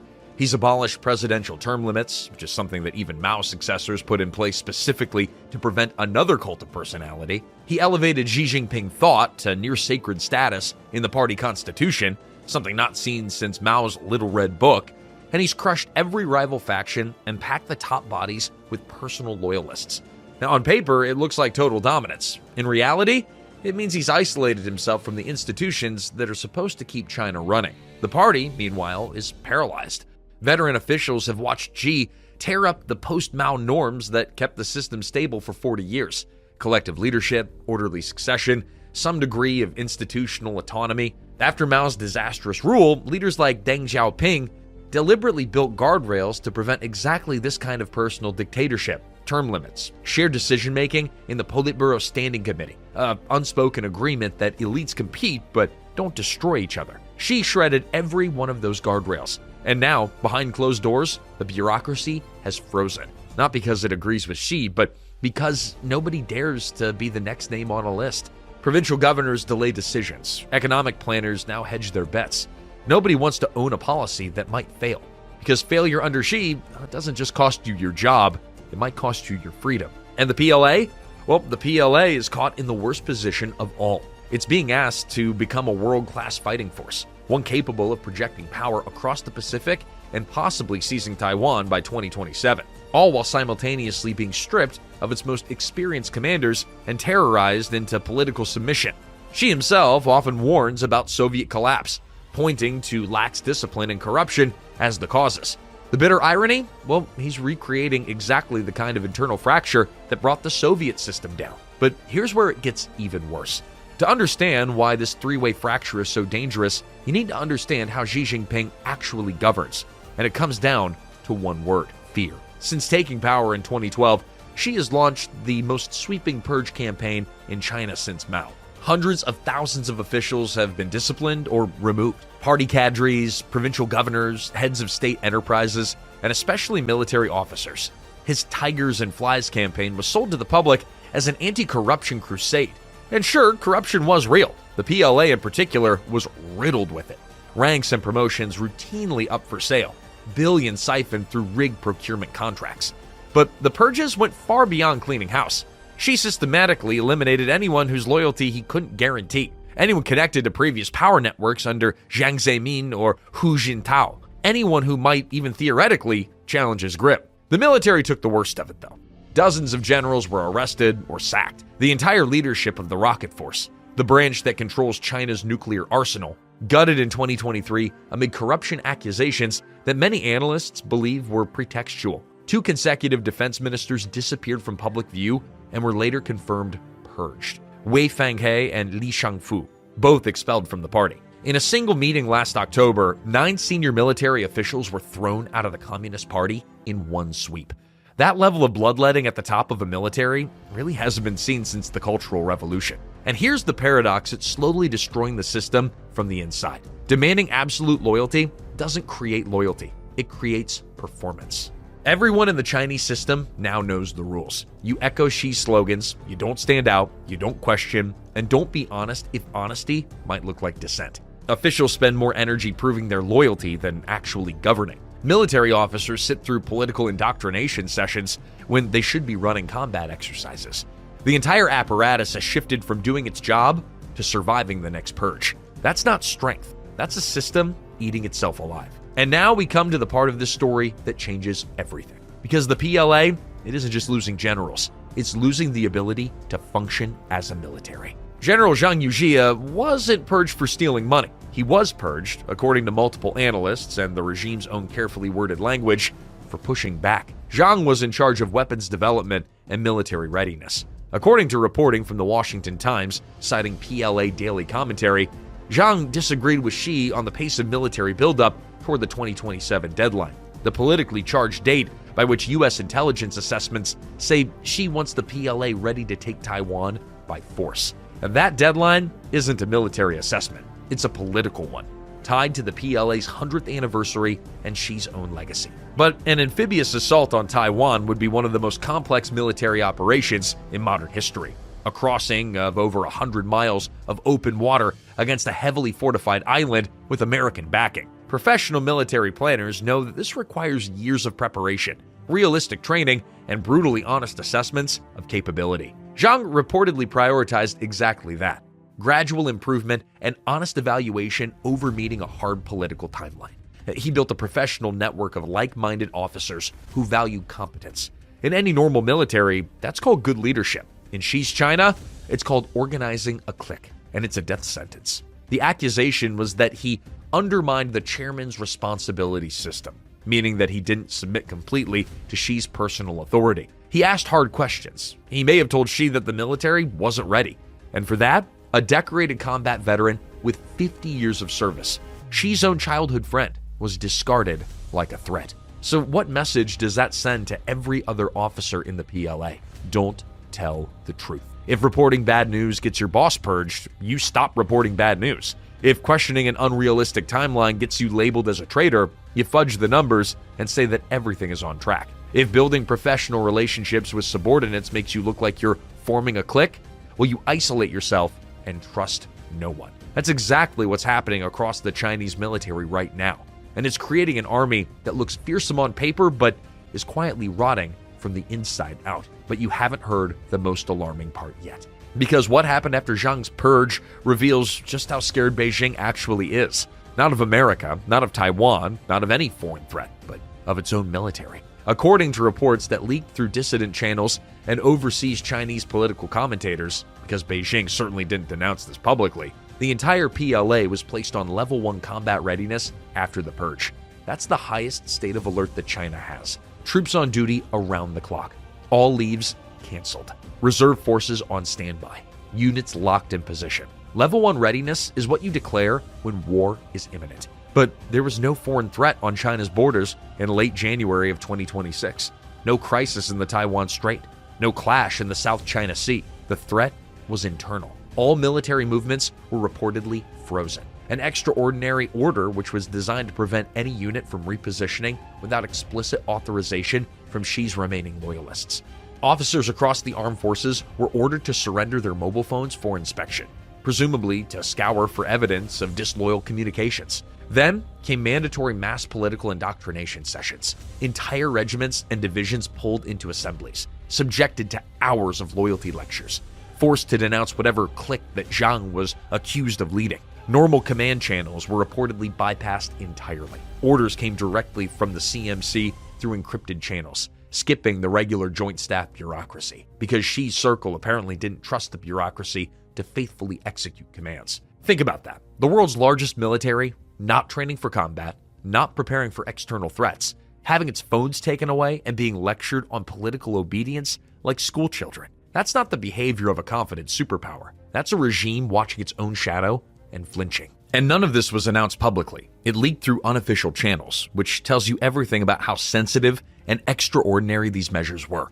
Beijing doesn't want its own population, let alone the world, to know that it essentially put the entire country's military apparatus into internal lockdown. But the secrecy itself reveals the depth of the fear. They moved fast, they moved in the shadows, and they moved against their own people. China has also been quietly building an internal security apparatus for years, specifically designed to counter threats from within. Xi created a Central State Security Commission, chaired by himself, that's laser focused on monitoring officials, tracking public sentiment, and guarding against betrayal from within the system. The domestic surveillance machine, already vast and omnipresent for ordinary citizens, now has its cameras turned inward, onto the party itself. If you're watching this far, do us a favor and hit subscribe. We track collapse as it unfolds, not after the official story catches up. Because what happens next is always the same, and it never stays internal. Every purge sends a shockwave through the ranks. When a general falls, dozens of subordinates and allies are dragged down with him, careers destroyed, networks shattered, entire departments thrown into chaos. The officers who survive don't become more loyal. They become more cautious. They stop taking risks. They avoid decisions. They wait for explicit orders so that if anything goes wrong, they can say that they were just following directions. Initiative dies. Creativity dies. The military quietly becomes less competent, even as everyone salutes and says the right things. This is exactly what happened in Stalin's Soviet Union in the 1930s. The Great Purge wiped out nearly the entire senior officer corps of the Red Army. Stalin got his loyalty, and in return, he got an army so paralyzed by fear that it nearly collapsed in the opening weeks of the German invasion in 1941. Commanders were afraid to retreat without permission, afraid to advance without authorization, afraid to think. Millions died because of it. It's what happened in Saddam Hussein's Iraq. Years of coup-proofing and loyalty tests produced an army full of commanders chosen for obedience, not competence. An army that crumbled against the American invasion in 2003 despite having a massive numerical advantage on paper. And it's what's quietly happening in China right now, not with the same brutality, but with the same poisonous logic. Competence sacrificed for compliance, honest assessment replaced by political performance. Officers who should be running realistic combat exercises are instead busy proving that they're politically safe. The damage doesn't stop at the military's edge either. Across China's civilian bureaucracy, officials have absorbed the same lesson. Bold initiatives are dangerous. Honest reporting is risky. It's better to do nothing than to do something that might be misinterpreted. China's policymaking has grown visibly more erratic, sometimes bold, sometimes shockingly clumsy, because the feedback loop that corrects bad decisions have been severed by fear. Nobody tells the emperor that he has no clothes when the last person who tried was dragged from his office and never seen again. And that brings us to the question that matters most. Can this system survive? History gives us a brutally clear answer. For any authoritarian regime to remain stable, it needs three things: competent leadership that makes sound decisions under pressure, unity across institutions so that orders are carried out without factional sabotage, and trust up and down the chain so the system can respond with speed and conviction when a real crisis hits. China has lost all three. Competence has been gutted. The most experienced military commanders have been removed. One former CIA analyst warned in Foreign Affairs that while the chaos reduces near-term invasion risk, it also means that there's no one left with the stature to tell Xi to think twice if he decides to gamble on Taiwan. Decision-making gets slower and dumber with every purge. Unity is a fiction. The facade holds at party congresses and on state television, but internally, different factions hoard information to protect themselves. Military and civilian leaders eye each other as rivals. And in a genuine crisis, you can already predict the outcome. Conflicting responses, paralysis, everyone waiting to see which way the wind blows before committing. And trust is gone. Xi doesn't trust his generals don't trust him. The party doesn't trust the military's loyalty. And the military doesn't trust the party's judgment. Officials won't admit problems because admitting a problem means being blamed for causing it. A system without competence, unity, or trust doesn't collapse on a schedule. It chugs along on inertia, masked by propaganda and public compliance. But when a real crisis arrives, an economic shock, a botched military operation, a wave of civil unrest, the whole thing can unravel faster than anyone predicted. That's what happened to the Soviet Union in 1991. A hardline coup attempt paralyzed the center. Nobody knew who was in charge. The republics peeled away within days. A superpower that looked permanent on Monday was functionally gone by Friday. Nobody outside saw it coming, except the analysts who'd been watching the internal decay for years. China's national unity is stronger than the Soviet Union's was, but the fault lines run deep when trust is absent. And the potential triggers are everywhere. A property market that's already in freefall. A demographic crisis that's only accelerating. A military being pushed toward a Taiwan confrontation that it may not be ready for. And a leader who is systematically running out of people to trust. And here's the cruelest irony of all. Even a war, the very thing that Xi is building toward, can become the trigger for collapse. If the PLA launches an operation against Taiwan under political pressure and it goes badly, will commanders in the field be honest about losses, or will they hide setbacks to save face, leading to worse defeats? Will Xi double down and order something reckless? A military disaster has toppled authoritarian governments before. Argentina's junta fell after the Falklands War. In China's case, a failed military adventure could expose every internal fracture simultaneously, with consequences that ripple across the entire globe. The exact moment of rupture, it's unpredictable. It could be a black swan that nobody sees coming. But the process has already started. Decay of trust, decay of competence, decay of unity. It's slow, and it's mostly invisible to the outside world, but it's happening right now. Behind the walls of Zhongnanhai and the PLA barracks across the country, something big is breaking in China. Not from outside, but from within. A house divided against itself, where the ruler fears the army doubts the ruler, and the party has blinded itself with ideology. Cannot stand forever. The men with the guns may no longer believe in the people giving the orders, and when that belief finally breaks, change, it doesn't knock politely. It kicks the door down. We've seen it before, we'll see it again. The only question is timing, and whether the world is paying attention when it happens. So what do you think? Is Xi tightening his grip on power, or tightening the noose around his own neck? Will the fracture stay contained, or are we watching the early stages of something that the world isn't ready for? Let us know in the comments, and if you haven't already, subscribe to Fall of Nations. Because when a story breaks wide open, we'll be the first ones covering it. It started with a whisper behind closed doors. In mid-2025, China's top diplomat quietly told European leaders something Beijing had never admitted before. If Russia falls, China is next. The US would then shift its whole focus to Beijing. That single confession shattered the illusion of strength the Communist Party had worked decades to build. It exposed something terrifying, that China's leaders no longer believe they can survive a full Western pivot against them. But this wasn't just one moment of fear, it was the beginning of a cascade. Because as the cracks in China's confidence spread, so did the collapse. A real estate market vaporizing trillions, a population imploding faster than projections, a private sector suffocating under communism with Chinese characteristics, and a regime now so obsessed with control, it's strangling the very growth it needs to survive. China's collapse didn't begin on the battlefield or the stock market, it began with a secret, and now that secret can't be contained. But here's what Beijing doesn't want you to know. The collapse started months before that confession. It started in the grocery stores, the factories, the bank accounts of ordinary Chinese citizens. By late 2025, something deeply wrong was happening to China's economy. Prices were falling, not just slowing down, falling. For more than 3 years, wholesale prices had been in negative territory. Consumer prices were barely moving, sometimes dropping month after month. In any normal economy, prices rise. Inflation might be annoying, but it's a sign people are spending, businesses are hiring, and money is moving. But China was trapped in deflation. And deflation is an economic horror show, because when prices fall, consumers stop spending. Why buy today when it will be cheaper tomorrow? So they wait and wait.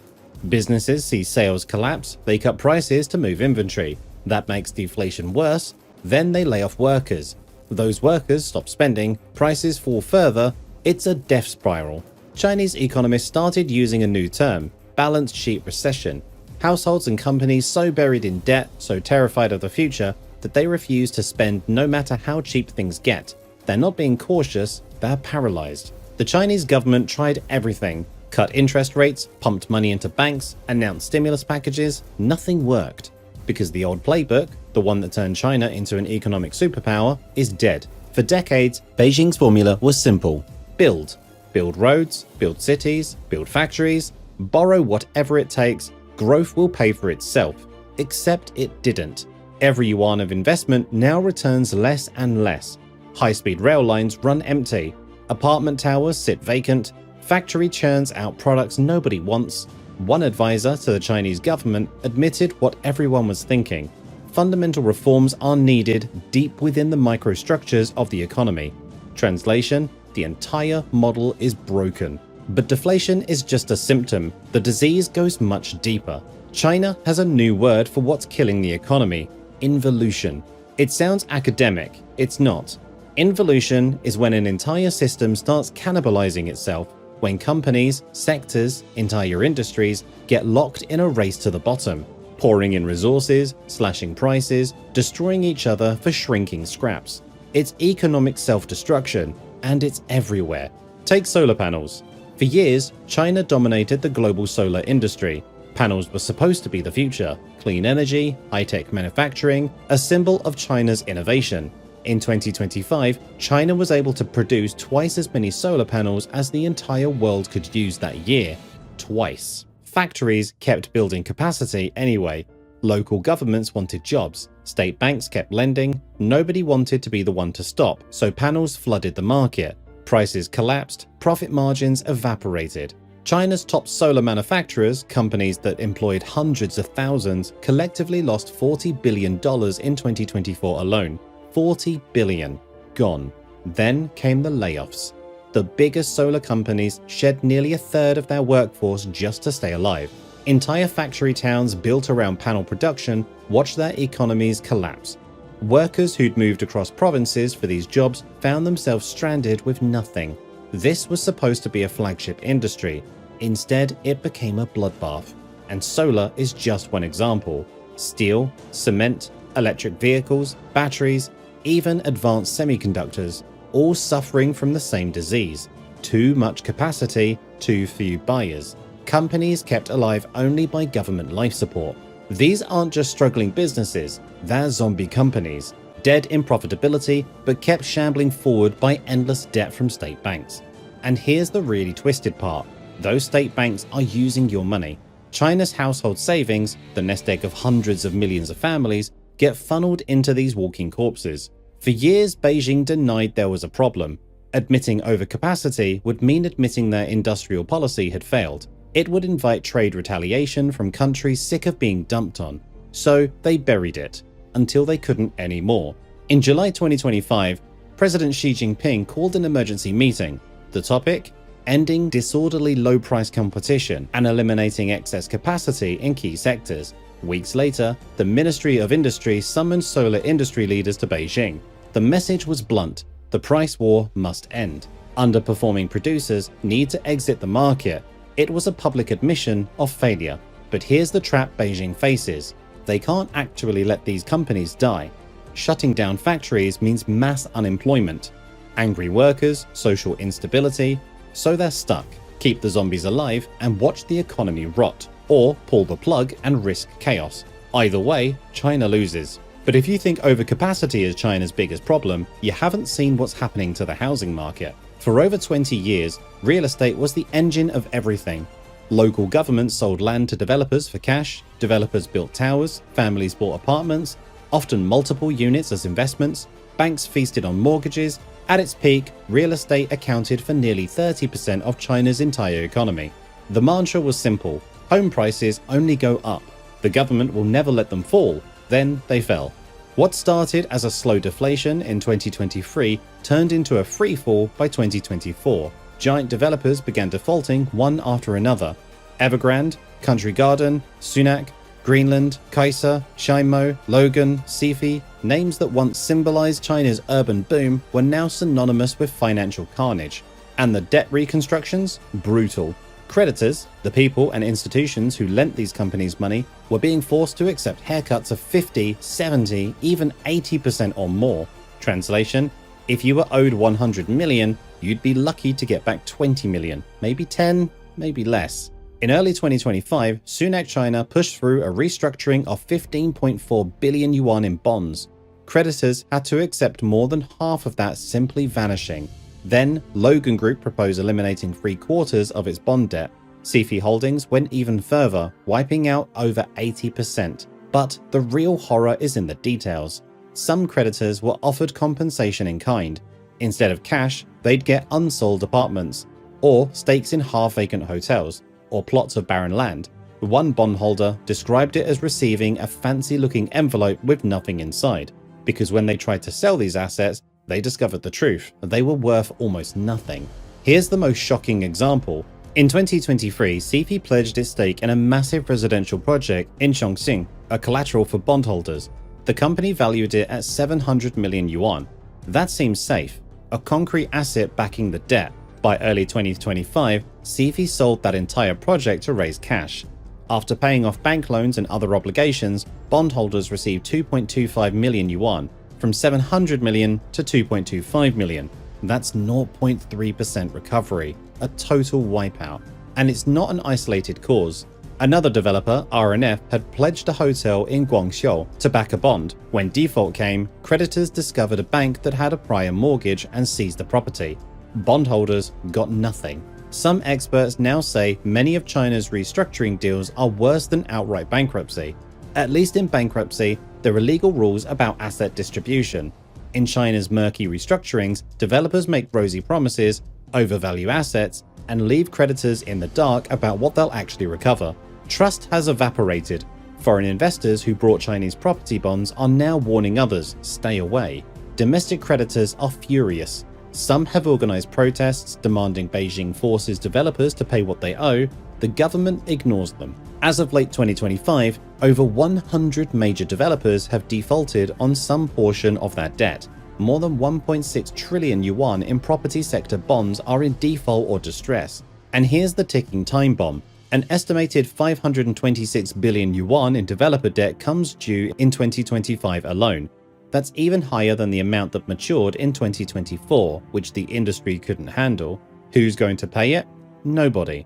These companies can't pay what they owe. Not now, not ever. The Chinese government is scrambling. Regulators have dispatched teams to big developers to oversee risk mitigation. Banks are being told to extend loans, avoid calling in debts. Local governments have quietly taken over some stalled projects to deliver homes to angry buyers. They're trying to prevent a full credit system meltdown. And China's advantage is control. Unlike America in 2008, where Lehman Brothers were allowed to fail spectacularly, China can order banks to hide losses, courts to delay bankruptcies, state firms to absorb damage. So we're watching a slow-motion car crash instead of a sudden explosion. But the outcome is the same. Years of property excess are ending in a long, painful unwind. Land sale revenues have collapsed, starving local government budgets. Mortgage lending has dried up. Construction has plummeted, killing jobs for millions of migrant workers. The ripple effects are everywhere. China's growth is sagging under the weight of a real estate sector that went from an unstoppable boom to a bottomless bust. So China's economy is in freefall, but that's only half the story, because there's something that makes all of this much worse. Remember that whisper behind closed doors?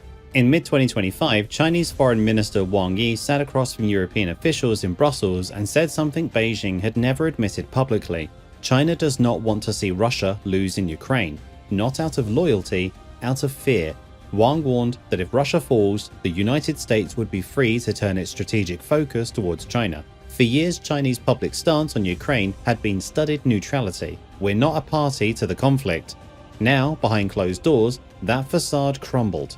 Beijing's greatest unspoken anxiety was laid bare. China could not afford to become America's sole geopolitical target. This confession sent shockwaves through diplomatic circles because it revealed something crucial. China's lenders no longer project confidence. They're terrified. And history shows what happens when great powers start admitting their fears. In 1944, as Nazi Germany's defeat loomed, Imperial Japan privately braced for an Allied onslaught, knowing that all military might would soon pivot to the Pacific. In the late Cold War, Soviet leaders understood they couldn't endure a united Western front. They sought arms treaties and proxy wars to ease the pressure.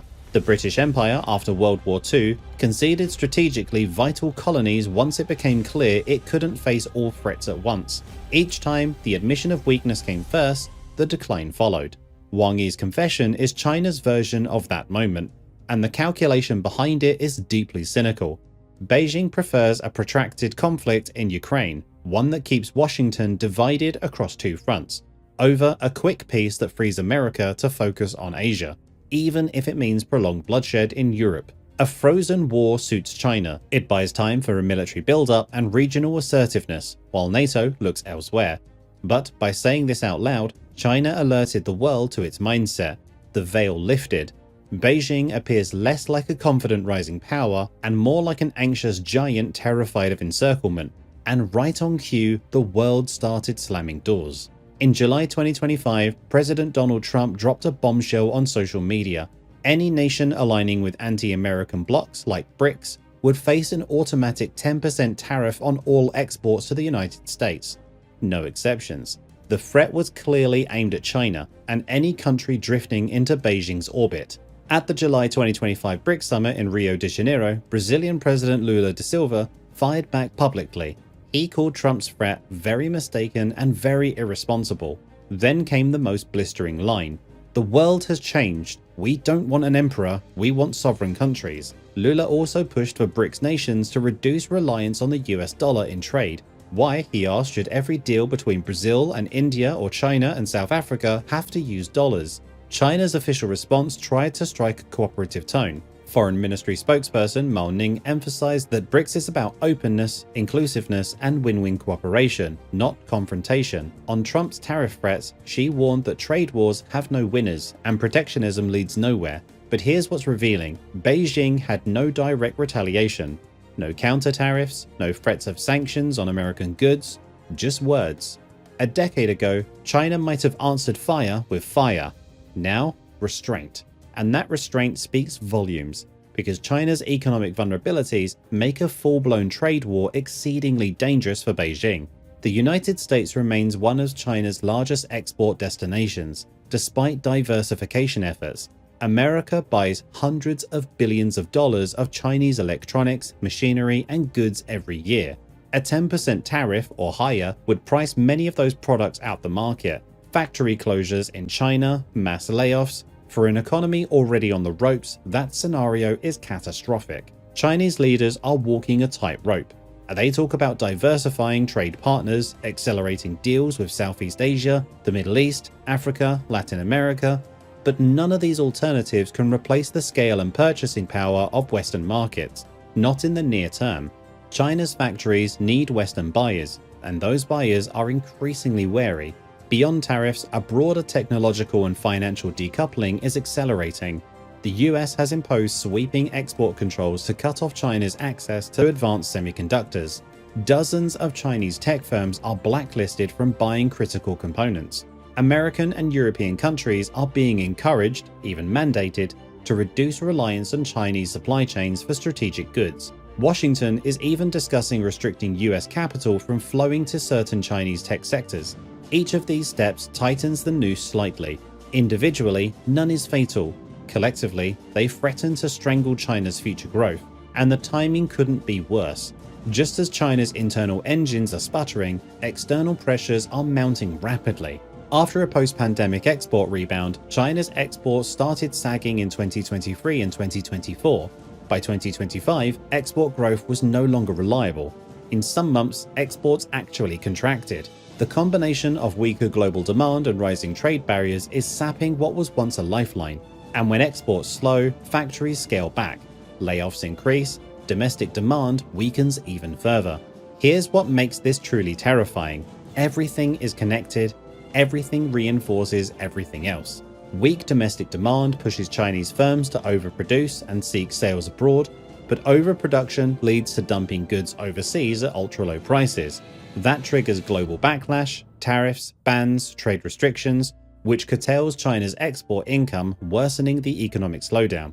Lower exports mean factory layoffs and falling wages, which further damps domestic consumption, and that weaker demand loops back, causing firms to lower prices even more and rely even harder on exports, which invites more backlash. It's a feedback loop from hell. And China's policy tools, the ones that worked so well in past crises, are now useless. Cutting interest rates doesn't stimulate borrowing when businesses see no profitable opportunities. Fiscal stimulus is now constrained by local governments drowning in debt and infrastructure projects that yield diminishing returns. Currency devaluation could make exports cheaper, but it risks capital flight that would be viewed as an aggressive move by trading partners. The classic levers Beijing used to pull, either unavailable or impotent. Meanwhile, time is running out. Every month, more mortgages sour, more graduates enter a job market with no openings, more factories sit idle, more families watch their life savings vanish into property investments that will never be completed. Youth unemployment has reached levels Beijing no longer wants to publish. They stopped reporting the numbers for some time because the figures had become too embarrassing. Small protests have started popping up, disgruntled homebuyers demanding refunds for undelivered apartments, laid off workers from state firms protesting unpaid benefits, even sporadic bank runs when rural lenders were rumored to be insolvent. The Communist Party has long derived its legitimacy from one promise: delivering prosperity and stability. What happens when it can no longer guarantee rising incomes, affordable housing, and secure employment? The central government knows these dangers. It responds with a mix of crackdowns and concessions. Dissent is quashed quickly. Censorship of economic bad news is tighter than ever. Financial whistleblowers are silenced.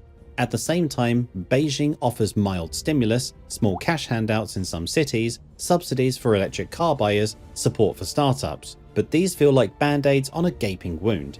The structural issues tower overhead: colossal debt, aging demographics, a governance model that stifle the private innovation needed for the next stage of development, and a more hostile international arena. Every element feeds into the others: geopolitical tension, economic stagnation, industrial overcapacity, financial stress. They're not isolating problems China can solve one by one, they're an interconnected web. This is perhaps the most alarming realization. Beijing faces not a series of challenges, but a systemic crisis. In the fall of the Soviet Union, military overstretch, economic malaise, and a loss of ideological confidence all reinforced each other in the 1980s, until the entire structure collapsed almost overnight. China in 2026 is vastly different, but it too is confronting a convergence of perils that test the resilience of its systems like never before. China's leaders still project confidence in public. They reassure that risks are under control, but the tone has unmistakably shifted from triumphalist to defensive. In September, Premier Li Xing emphasized stability above all, but the subtext is clear: the boom is over. The priority now is preventing a bust from tearing society apart. President Xi Jinping and the party elite show no inclinations to liberalize as a solution. Their instinct is to tighten political control and double down on nationalist rhetoric. They speak of self-reliance and the reliance of China's socialist system. Admitting the need for fundamental change would be an ideological inconvenience, a personal repudiation of Xi's decade of centralized rule. So the likely course is controlled retreat. Patch financial leaks to avoid banking crises, stimulate here and there to stave off outright recession, blame external forces like the US for economic troubles to divert public anger, and quietly inch toward restructuring. allowing some zombie firms to fail while managing the fallout, encourage mergers in bloated industries. Will it be enough? Increasingly, voices within China's own technocratic circles suggest the old toolkit won't save the future. Some compare the current trajectory to Japan in the 1990s, a long grinding stagnation. Others fear something worse, a financial crack-up or severe recession that shakes the regime's stability. What's certain is the margin for error has never been smaller. One wrong move, a mishandled bank failure, popular backlash to unemployment, a foreign policy misstep triggering sanctions could ignite a crisis the party struggles to contain. China stands at a fateful juncture. A great nation that once seemed destined to overtake all rivals is now hemorrhaging momentum. A confession of strategic fear revealed cracks in its geopolitical armor. A cascade of economic disasters, deflation, overcapacity, a property meltdown, exposed rot in its development model. External pressures tighten the vice, and the feedback loops of decline turn faster. History teaches that great powers often falter from within before they're defeated from without. The mighty Qing dynasty was brought low not merely by foreign guns but by internal rebellions and fiscal bankruptcy. The Soviet Union crumbled when its people lost faith in a stagnant system. If China cannot rejuvenate its model and restore confidence, both at home and abroad, it too may face a similar fate, a slow unraveling of the miracle, culminating in a transformative crisis. For now, the world is watching. The implications are enormous for the global economy, for power balances, for the millions of Chinese whose lives were transformed over the past 40 years. The party will do everything to postpone the reckoning, yet the image of spreading cracks is impossible to dispel. As one Chinese proverb goes, a dying camel is still bigger than a horse. Even in decline, a great entity remains formidable. China's collapse, if it comes, won't be simple. It'll be a complex epochal with aftershocks felt around the world. The secret fear admitted in Brussels may mark the beginning of that process. The moment China itself recognized that the forces bearing down on it could no longer be contained by business as usual. A storm has gathered over the Middle Kingdom, and its outcome may define the course of the 21st century. So, what do you think? Is this the beginning of China's long decline, or can Beijing pull off another miracle? Let us know in the comments, and if you want to stay ahead of the biggest shifts in global power, hit the subscribe button because the story is far from over. China was never supposed to fall. It was the factory of the world, the future superpower, the one nation that would never stop rising. But behind the slogans and the skyscrapers, something was rotting. Fake population numbers, trillions in bad loans, vanishing youth, and a communist party that refuses to admit the truth, even as the entire system starts to unravel. Now, the illusion has shattered, the numbers are collapsing, the lies are catching up, and the rise is over. Not because the West stopped it, but because China's own system is tearing itself apart from the inside. In this video, we break down the real reasons why the rise of China has ended and why the fall might just be the beginning. The money that was never real. Let's start with the grandest lie of all, the Belt and Road Initiative. Remember when China was going to rebuild the world? Highways across Asia, railroads through Africa, ports on every continent, a $1 trillion web of infrastructure that would make Beijing the center of a new global economy. It was called a win-win, a modern Silk Road. By 2025, over 150 countries had signed on. But here's what actually happened. The project started stalling, costs exploded, corruption scandals erupted, and country after country started walking away from deals they once celebrated. Kenya built a railway to nowhere, literally. The Chinese-funded line was supposed to connect Nairobi to Uganda, opening up trade across East Africa. Instead, it abruptly ends in the wilderness because the money dried up. The tracks just stop. No stations, no connections, nothing. Billions spent, a railroad that goes nowhere. And Kenya is still paying back the loans. In Sri Lanka, China built the Hambantota port with promises of transforming it into a major trading hub. It failed spectacularly. Traffic never materialized, revenue never came. When Sri Lanka couldn't service the debt, Beijing swooped in and took control of the port for 99 years. Debt trap diplomacy, critics called it. Sri Lanka called it a disaster. The country essentially handed over a strategic asset to China, not because they wanted to, but because they had no choice. Malaysia halted its East Coast rail link in 2018 after discovering inflated costs and corruption involving the former Prime Minister and Chinese state companies. The project eventually restarted, but only after slashing the budget by a third and renegotiating everything. Even then, Malaysia remains wary. Kazakhstan's Kyrgyz dry port, meant to be a bustling trade hub on the China-Europe rail route, sits largely empty. Graft and wildly optimistic demand forecasts turned what was supposed to be a jewel of the Belt and Road into a monument of bad planning. Even G7 countries started backing away. Italy became the first to signal its exit from the Belt and Road in 2023, admitting the initiative developed disappointing results. And the Philippines? Under a new administration, it cancelled 3 major Chinese-funded rail projects in 2023. The reason was simple: China failed to follow through. One minister said bluntly, "We can't wait forever." The numbers tell a brutal story. Chinese investment in Belt and Road countries fell by more than 50% between 2019 and 2020. And now, over 80% of China's government loans are going to countries already in debt distress. Beijing isn't building empires anymore, it's frantically trying to prevent defaults. The grand vision of a China-led infrastructure revolution has become a patchwork of stalled projects, unpaid loans, and broken promises. Trillions were pledged, what arrived was debt, dysfunction, and disappointment. But money wasn't the only lie China was selling. The people who don't exist. China has 1.4 billion people. You've heard that number 1,000 times. It's repeated like gospel, the foundation of China's power. A massive workforce, an enormous consumer market, the reason China was destined for dominance. Except there's a problem. That number might be off by 100 million people. In 2022, a massive leak from a provincial police database revealed something shocking. China's registered population appeared to be around 1.28 million, not the official 1.41 billion. China's registered population appeared to be around 1.28 billion, not the official 1.41 billion.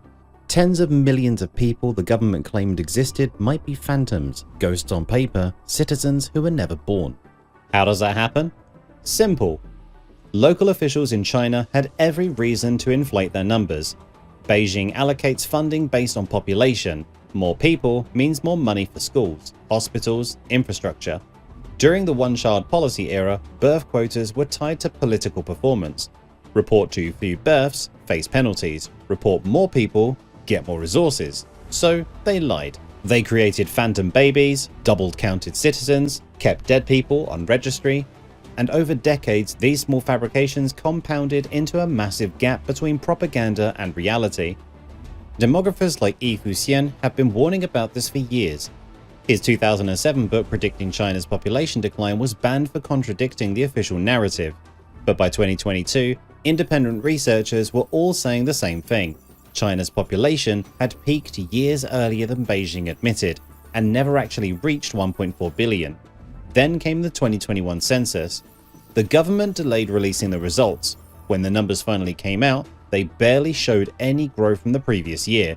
And in 2022, China admitted that it could no longer hide. The population declined by 850,000 people, the first drop since the famines in the 1960s. Births that year hit 9.56 million, the lowest number in the history of the People's Republic. But even that was probably too optimistic. If the true population is closer to 1.28 billion, then China has already lost tens of millions more people than it's admitting. Up to 100 million people might exist only in spreadsheets, not in reality. The implications are staggering. If China has fewer people than we thought, its economic potential was overestimated. Its workforce is smaller, its consumer market is weaker. Global businesses betting on endless Chinese growth might be betting on a mirage, and when you lie about how many people you have, you can't plan for what happens when they disappear. The birth rate apocalypse. China isn't just losing people to accounting errors, it's losing its future.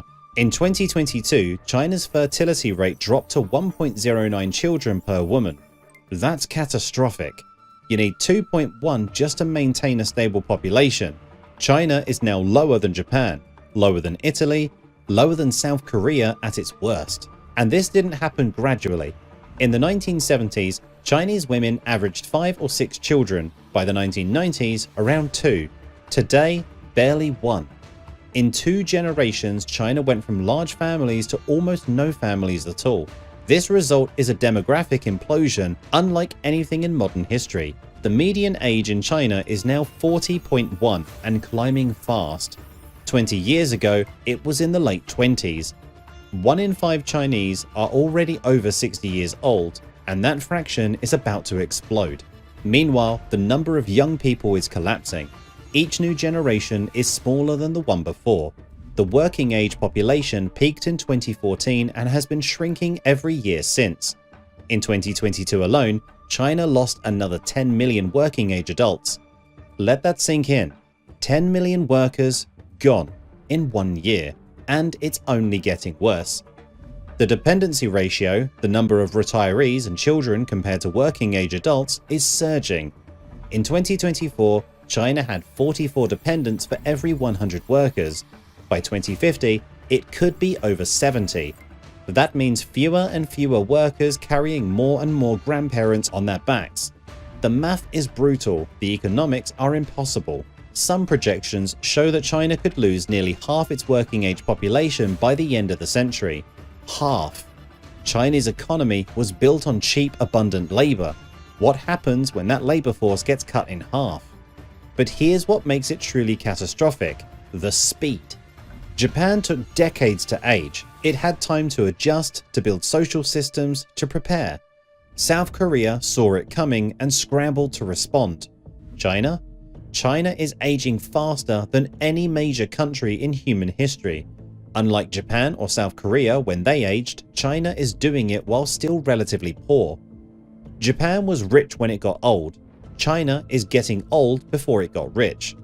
This is what demographers call the middle income trap on steroids. You need young workforce to climb out of poverty, but China threw away its young workforce with the one-child policy. Now it's stuck.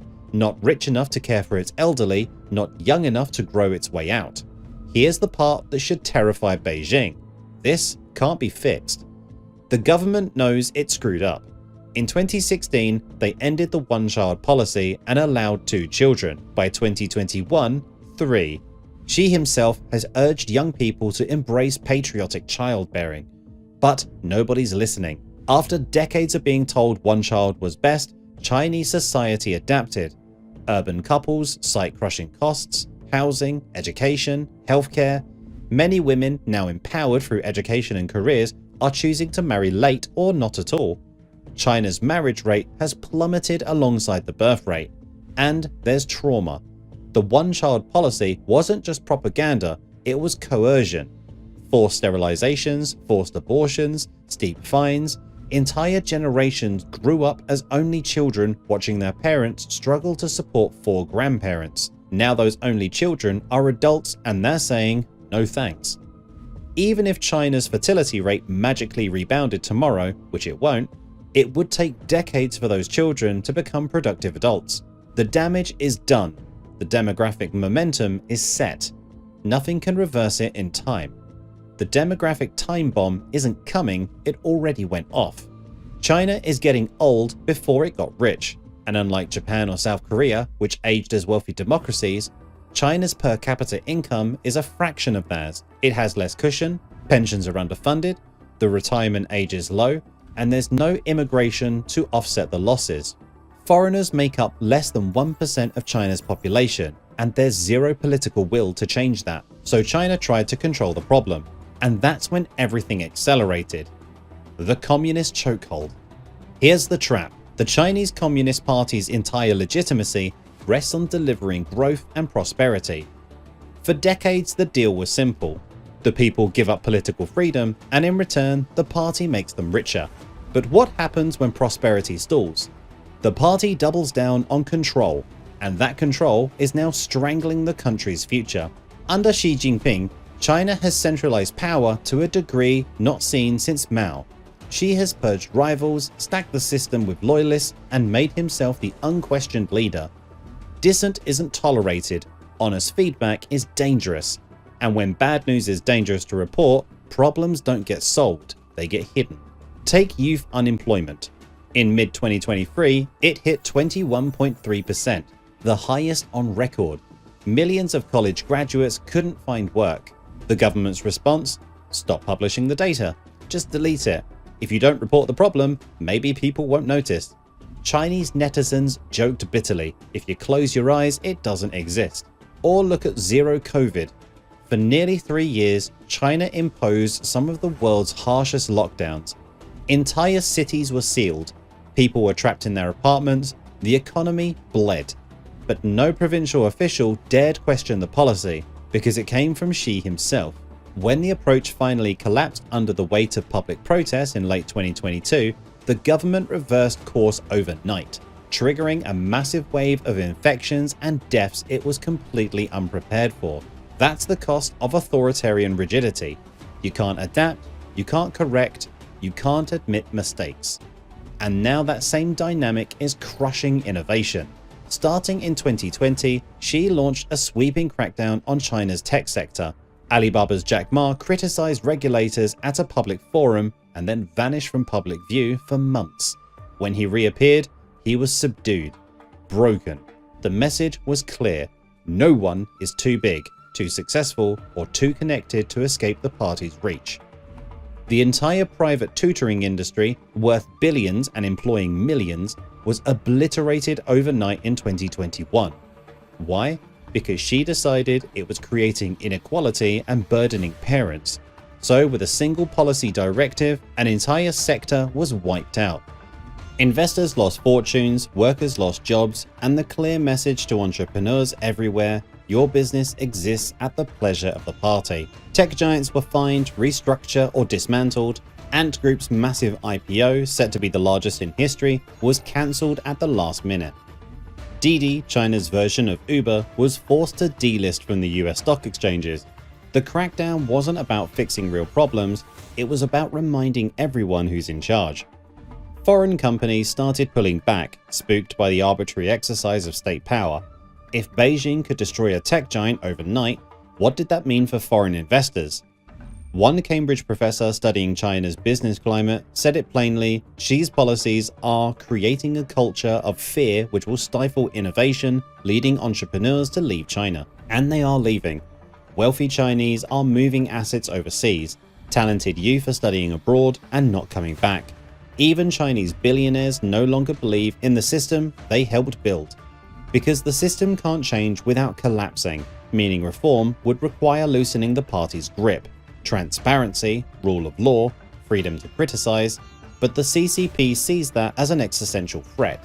They point to the Soviet Union's collapse as proof that any relaxation leads to disintegration. So instead of fixing problems, they censor them.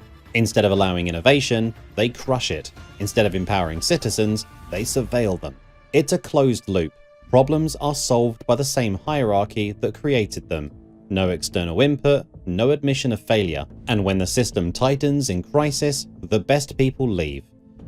The Great Escape. The smartest Chinese aren't betting on China anymore. Capital is fleeing, talent is fleeing, and with them goes any hope of reversing the decline. Wealthy Chinese have been quietly moving money out of the country for years. Singapore, Vancouver, Sydney, London, they're buying real estate abroad, setting up foreign accounts, getting second passports, sending their kids to foreign universities with no plans for them to return. It's not loud, it's not dramatic, but it's relentless. By 2023, foreign investment into China had slowed to a crawl. Companies that once saw China as the future are now seeing it as a risk. Manufacturing is moving to Vietnam, supply chains are being rebuilt in India. Even Mexico is attracting factories that would have gone to China a decade ago. And young Chinese are checking out in their own way. There's a movement called Tangping, lying flat. Another called Bailan, let it rot. These aren't political protests. There are no banners, no demonstrations. There's something more dangerous. Quiet resignations. Young Chinese are simply opting out, refusing to chase jobs, homes, and marriages they know are out of reach. Why work yourself to death for an apartment you'll never afford? Why have children when you can barely support yourself? Why participate in a system that's rigged against you?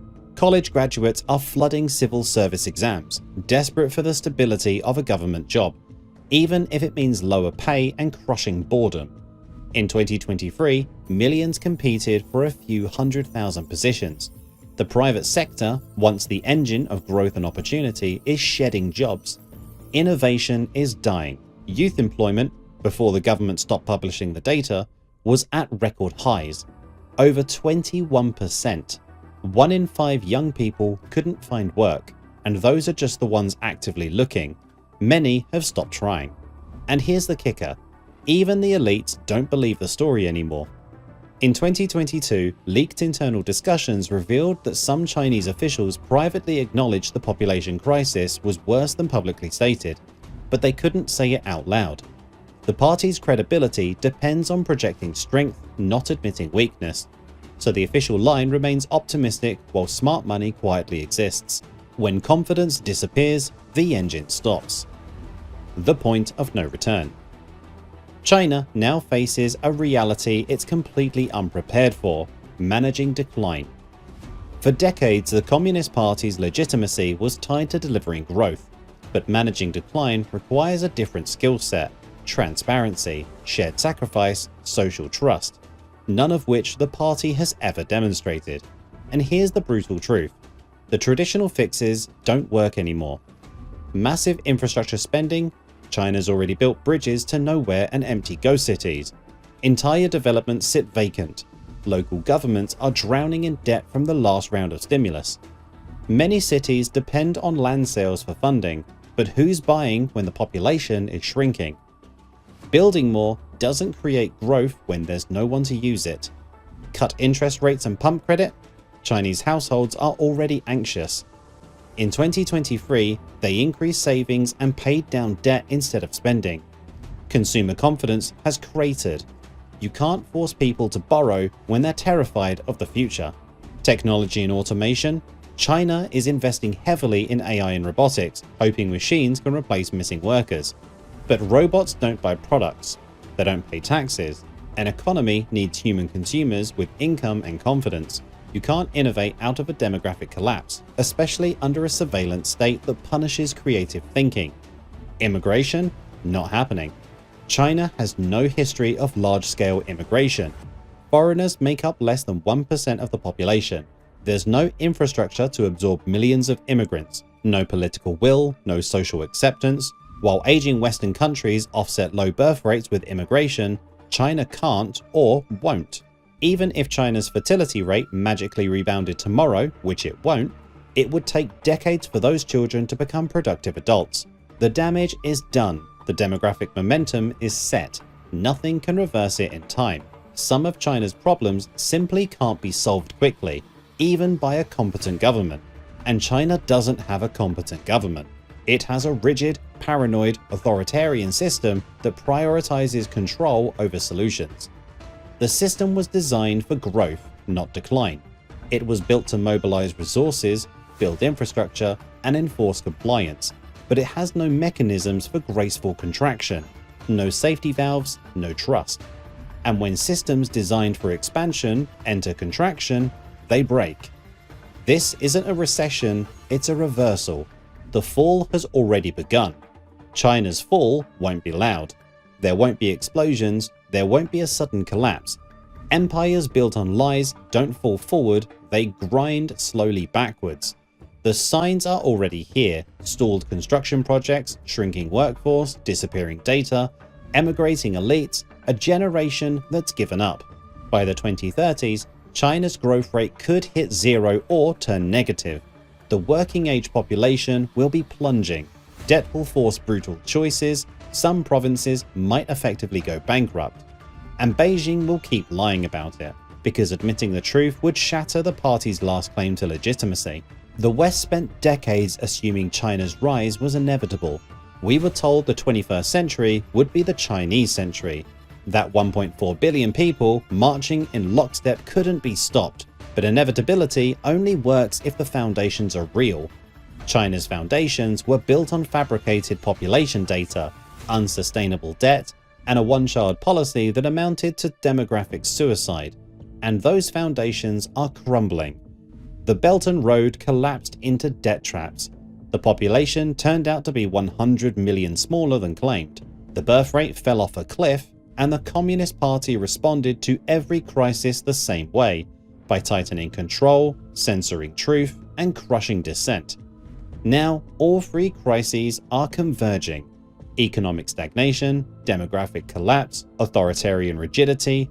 Each one makes the others worse. China didn't lose its future because of the West. It lost its future because its own system lied to itself for so long that it missed the moment when lies become irreversible reality. The miracle was real, the rise was impressive, but the sustainability was always an illusion. And now the illusion is over. The rise has ended, not with war, not with revolution, but with exposure. The numbers don't lie. The youth aren't coming back. The money's drying up, and the party that built modern China is now the anchor dragging it down. So here's the question. What happens when the world's second largest economy realizes it's been running on fumes? What happens when 1.4 billion wake up to the fact that the future they were promised has already been sold? We're about to find out. Let us know what you think in the comments, and if you want to see how this collapse unfolds in real time, hit that subscribe button because the fall of China is just getting started. China is facing disaster, not in some distant future, right now. For decades, we've heard about China's unstoppable rise, the economic miracle, the superpower in waiting, the country that's supposedly eating America's lunch while we argue on social media. But behind the gleaming skyscrapers lies a nation on the brink. What we're about to show you in this video will absolutely blow your mind, because the truth about China is far more shocking than anything you've been told. 50 million empty apartments threaten to wipe out the life savings of hundreds of millions of Chinese families.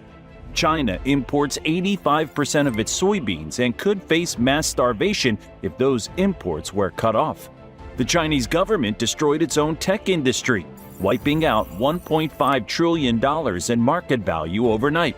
And China's military, despite its massive size and budget, has a fatal flaw that makes it far weaker than it appears. And we're just getting started. As China's problems multiply, this weakness becomes increasingly dangerous for global stability. The signs of collapse are everywhere if you know where to look. Let's dive in with the most visible crisis that's already sending shockwaves through China's economy. 1. Real estate apocalypse. China's economy is built on the largest real estate bubble in human history, and it's imploding right now. An astonishing 70% of Chinese household wealth is tied to real estate, according to the People's Bank of China, compared to just 25% in the US. Housing prices have fallen for 28 consecutive months, according to China's National Bureau of Statistics, with no bottom in sight. The scale is mind-boggling. 60 to 80 million empty apartments as of August 2023, enough to house the entire population of Spain, sit unsold across the country. That's approximately $13 trillion of housing inventory going nowhere, according to Rogoff and Yang's research published in the American Economic Review. Major developers like Evergrande have collapsed, defaulting on over $300 billion in debt. Ghost cities stand half-finished, concrete skeletons abandoned mid-construction looking like something out of The Walking Dead. The situation has become so dire that homeowners have started mortgage boycotts, refusing to pay for homes that will never be completed. Over 400 stalled projects across 86 cities have seen payment strikes, according to researchers at the University of Hong Kong. When millions of families realize their life savings are evaporating, social unrest will follow, and it's already beginning. But what's happening with housing is just the tip of the iceberg. The debt situation beneath the surface is beyond comprehension. 2. Mountains of debt. China's debt-to-GDP ratio has soared to a staggering 345%, according to the Institute of International Finance, significantly worse than the United States, 123%, or Japan, 266%. Every year, China prints more fake growth to keep the economy afloat, but the debt is piling up faster than the economy is growing. It's like watching someone dig a hole to get out of a hole. The numbers will shock you.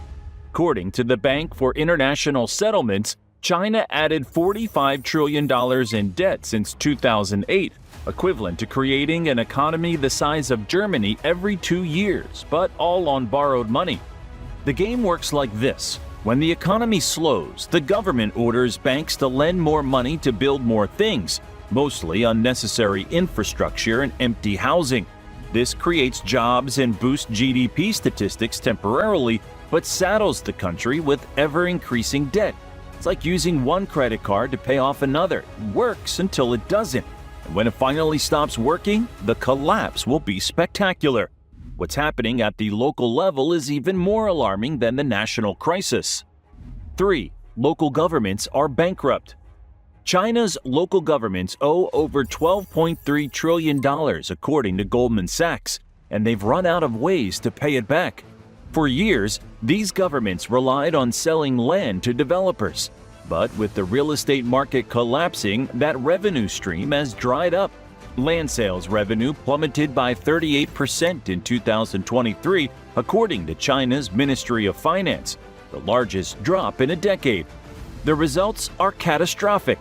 Cities can't pay salaries. Hospitals are running out of cash. In Hainan province, government workers have seen their salaries cut by 50%. In others, public servants are being paid in groceries instead of money. The numbers are staggering. Local governments spent approximately $1.3 trillion on zero COVID measures in 2022 alone, according to the Financial Times. Money they simply didn't have. They're now sitting on debt equal to 76% of China's entire GDP. So where do desperate local governments turn when they need cash? To banks, of course. But China's banking system is hiding a secret that will leave you speechless. 4. Banking crisis. China's banks are sitting on a powder keg of bad loans that threatens to detonate the entire financial system. According to the Bank for International Settlements, non-performing loans in China are actually closer to 20% of GDP, about 10 times what official figures admit. That's $3.8 trillion in loans that will never be repaid, enough to bankrupt the entire banking system several times over. Meanwhile, legitimate small businesses can't access capital. The system is designed to keep the facade intact, not to create actual growth. Bank runs have already started in smaller regional banks. In Hainan province, depositors found their life savings frozen, prompting rare public protests. When they tried to withdraw their money, their health QR codes mysteriously turned red, preventing them from traveling to bank branches. This might sound like conspiracy theory stuff, but it actually happened. The government literally used COVID tracking apps to stop people from withdrawing their money. If that doesn't terrify you, nothing will. People are losing faith in the system. When trust in banks evaporates, the financial system collapses. But there's an even more fundamental crisis threatening China's future. The country itself is disappearing at an alarming rate. 5. Population collapse. China's birth rate has fallen to a record low of 6.39 births per 1,000 people, according to China's National Bureau of Statistics, less than half the rate needed for population replacement. Despite abandoning the one-child policy, young Chinese couples simply aren't having babies. Housing costs are too high, education is too expensive, and work pressure is too intense. The truth is shocking. China's population declined by 1.39 million people in 2024 alone, marking the third consecutive year of decline, according to the National Bureau of Statistics. The rate of decline is accelerating, driven by the lasting effects of the one-child policy and rising economic pressures on families. By 2100, China's population could shrink to around 633 million, according to UN projections, less than half its current size. A shrinking population means fewer consumers, fewer workers, and fewer innovators. No economy can grow long-term with a rapidly declining population. It's basic math. And here's where things get truly terrifying. This population collapse isn't just a future problem. China's workforce is already vanishing at a rate that defies belief. 6. China's workforce collapse. China's working-age population peaked at 997 million in 2014 and has been shrinking ever since, according to Statista. By 2050, China will have 217 million fewer workers, according to the Chinese Academy of Social Sciences, a drop larger than the entire U.S. workforce. By 2050, China will have more retirees than the entire population of the United States. These aren't projections from Western think tanks with an agenda. These are China's own numbers. China is facing the prospect of getting old before it gets rich, a demographic trap no major economy has successfully escaped. It's like trying to save for retirement after you've already retired. The most devastating part? The workforce collapse is hitting just as youth unemployment reaches crisis levels. 7. Unemployment nightmare. China's youth unemployment hit a staggering 21.3% in June 2024, according to Trading Economics. The situation became so embarrassing that Beijing simply stopped publishing the numbers. Tens of millions of college graduates can't find jobs matching their education. They've coined a term for themselves, full-time children, moving back in with parents after failing to launch careers. The numbers are jaw-dropping. In 2023, China produced 11.6 million college graduates, according to China's Ministry of Education. At current unemployment rates, about 2.5 million of them are jobless, creating a dangerous pool of educated, ambitious, and deeply frustrated young people. Throughout history, unemployed youth have been the kindling for political upheaval. The Arab Spring didn't start with middle-aged people complaining about politics. It started with young, educated people who couldn't find jobs. The social contract in China has always been simple: sacrifice political freedom for economic opportunity. But what happens when that economic opportunity disappears? The answer will reshape global politics for decades. But the worst part is yet to come. With so many unemployed young people, you'd expect China's manufacturing sector to be thriving. Instead, something unprecedented is happening that's sending shockwaves through the global economy. 8. Factories are leaving China. China was the world's factory, but companies are fleeing in droves at a pace that's hard to comprehend. Apple is aggressively shifting iPhone production to India, with plans to produce 25% of all iPhones in India by 2025, according to JP Morgan. Nike and Adidas have moved much of their manufacturing to Vietnam. U.S. imports from China dropped by 22% between 2022 and 2024, according to U.S. Census Bureau data. This exodus is happening for multiple reasons: rising labor costs as China's workforce shrinks, increasing government interference in business operations, growing fears about a potential conflict over Taiwan that could disrupt supply chains overnight. The numbers are brutal.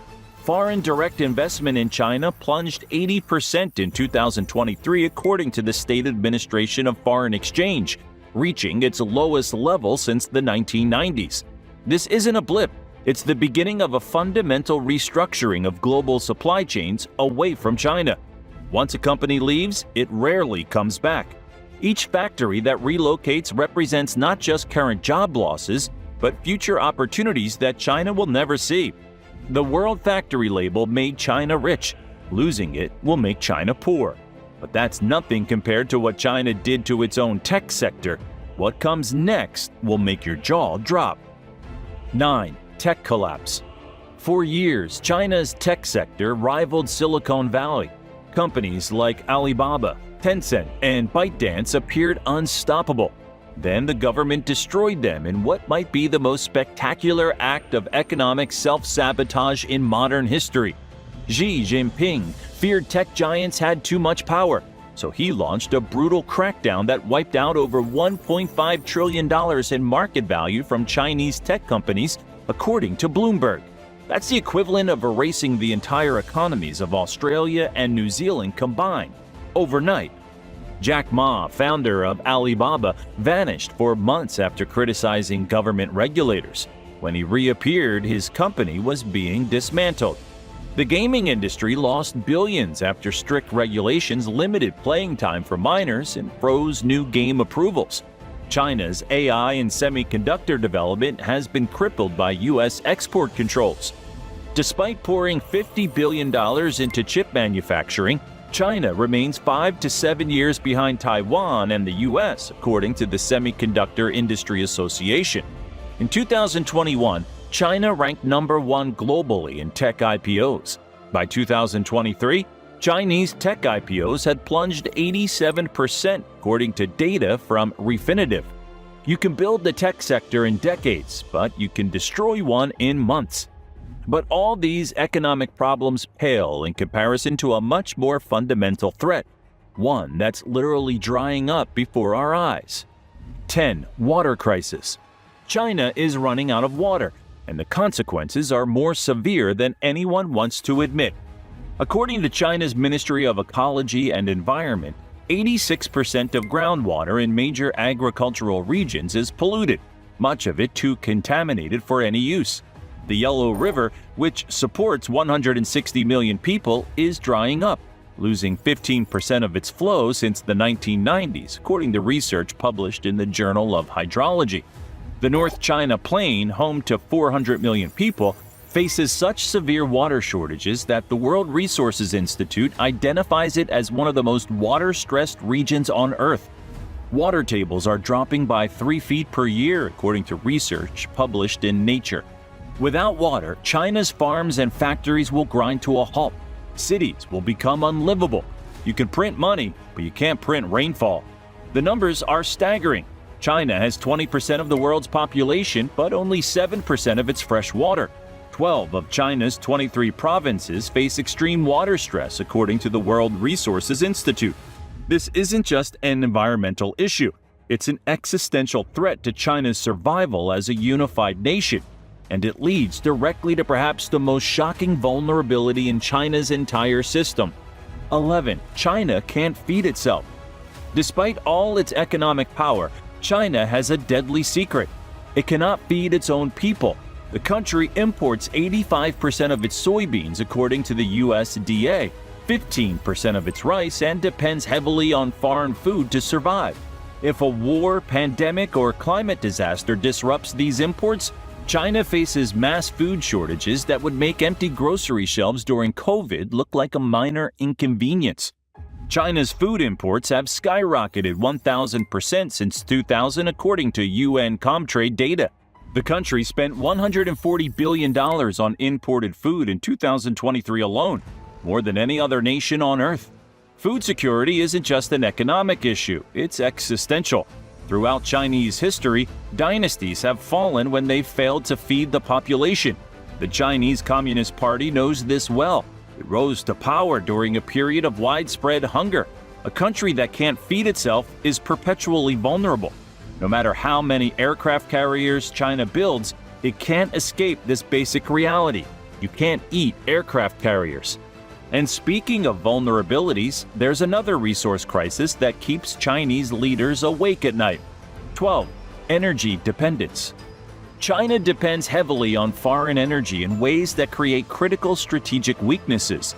The country imports 73% of its oil, according to China's National Bureau of Statistics, much of it through sea lanes that could be easily disrupted in a conflict. China's Strategic Petroleum Reserve can only cover about 80 days of imports, according to the International Energy Agency, well below the 90-day minimum recommended for energy security. In a scenario where China faced the naval blockade, its economy would literally shut down within months. Factories would close, transportation would halt, cities would go dark. The numbers are alarming. China's oil import dependency has grown from 30% in 2000 to 73% today, according to China's National Energy Administration. Despite massive investments in renewable energy, China still gets 56% of its energy from coal, much of it imported. This vulnerability shapes China's military planning and foreign policy. It's why China has invested heavily in its navy and built artificial islands in the South China Sea. But the fundamental weakness remains. China needs energy imports to survive. All these economic and resource problems are creating something the Chinese government fears more than anything else. 13. Crime and social unrest. As economic pressures mount social stability, the Chinese government's highest priority is fraying in ways that would have been unthinkable a decade ago. According to the China Labor Bulletin, Protests and labor disputes increased by 30% in 2023 compared to 2022. Workers riot over unpaid wages. Homeowners demonstrate when their half-built apartments are abandoned. The middle class protest when their bank deposits are frozen. What's truly shocking, according to the Stockholm International Peace Research Institute, China spends $216 billion on internal security compared to $209 billion on its military. That's right, China spends more money controlling its own people than it does preparing for external threats. In Xinjiang province alone, China has detained over 1 million Uyghurs, according to UN estimates. Ethnic tensions simmer beneath the surface in Tibet, Inner Mongolia, and other regions. The social contract that maintained stability for decades, economic growth in exchange for political compliance, is breaking down as the economy falters. And when that social contract fully dissolves, the consequences will reshape global politics. But China's problems aren't just domestic. Its ambitious plan to dominate the global economy is facing a catastrophic failure that will leave you stunned. 14. Belt and Road Failure. China's Belt and Road Initiative was supposed to be Xi Jinping's legacy, a global infrastructure network extending Chinese influence across continents. Instead, it's becoming a financial disaster of historic proportions. Partner countries are defaulting on Chinese loans, leaving China with trillions in unpaid debts, according to the Carnegie Endowment for International Peace. The numbers are staggering. China has lent over $1 trillion to more than 150 countries, much of it to nations that can't possibly repay. Sri Lanka couldn't repay its loans and was forced to hand over a strategic port to China for 99 years. Pakistan, one of China's closest allies, has repeatedly asked to restructure its Chinese debt. Over 40% of Pakistan's external debt is owed to China, according to the World Bank. According to research from Aid Data, 42 countries now have debt exposure to China exceeding 10% of their GDP. Many of these loans were made with predatory terms, including collateral requirements that let China seize assets when countries default. What was meant to expand China's power has instead drained its resources and generated resentment. Belt and Road countries increasingly view China as a predatory lender, not a benevolent partner.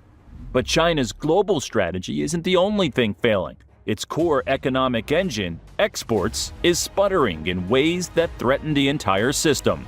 15. Collapsing exports and trade war pressure. China's once booming exports are under unprecedented pressure from all sides. According to the Peterson Institute for International Economics, U.S. tariffs now cover 66.4% of Chinese imports, up from just 7.5% in 2018. The European Union has imposed anti-dumping duties on everything from electric vehicles to solar panels. India and Vietnam are rapidly replacing China in key manufacturing sectors. Vietnam's exports to the U.S. have grown by 180% since 2018, according to the U.S. Census Bureau. India has overtaken China as the world's fastest-growing major economy. China's trade surplus fell by 30% in the first half of 2024 compared to the same period in 2023, according to data from China's General Administration of Customs. Chinese exports to the U.S. have fallen from $540 billion in 2018 to $427 billion in 2023, according to the U.S. Census Bureau. China built its economy on exports. Now the world is moving on, and there's no plan B. But if all these economic, demographic, and resource problems weren't enough, China faces another threat that might be the most dangerous of all. 16. Xi Jinping's total control. Xi Jinping has eliminated rivals and consolidated more power than any Chinese leader since Mao Zedong, making China effectively a one-man dictatorship. This might sound like strength, but it's actually China's greatest vulnerability. When all decisions flow through one person, the system becomes brittle. Subordinates fear delivering bad news. Alternative viewpoints are suppressed. Reality itself becomes distorted as it travels up the chain of command.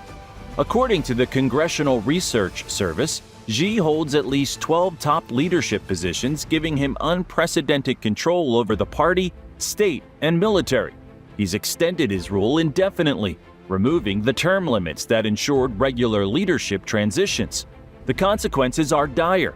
Economic policy blunders like the tech crackdown and zero COVID devastated China's economy. According to the World Bank, zero COVID alone cost China $4 trillion in lost economic output, all because no one could tell Xi it wasn't working. But this creates a dangerous dynamic. When everything is your decision, everything is your fault. As China's problems multiply, there's no one left to blame but Xi himself. And now for perhaps the most surprising fact of all, one that completely contradicts China's carefully cultivated image as a military superpower. 17. Military failures. Despite its impressive military parades and growing defense budget, China's military has a fatal flaw. It has never fought a modern war. The People's Liberation Army hasn't engaged in large-scale combat since a brief border war with Vietnam in 1979, and that didn't go well for China.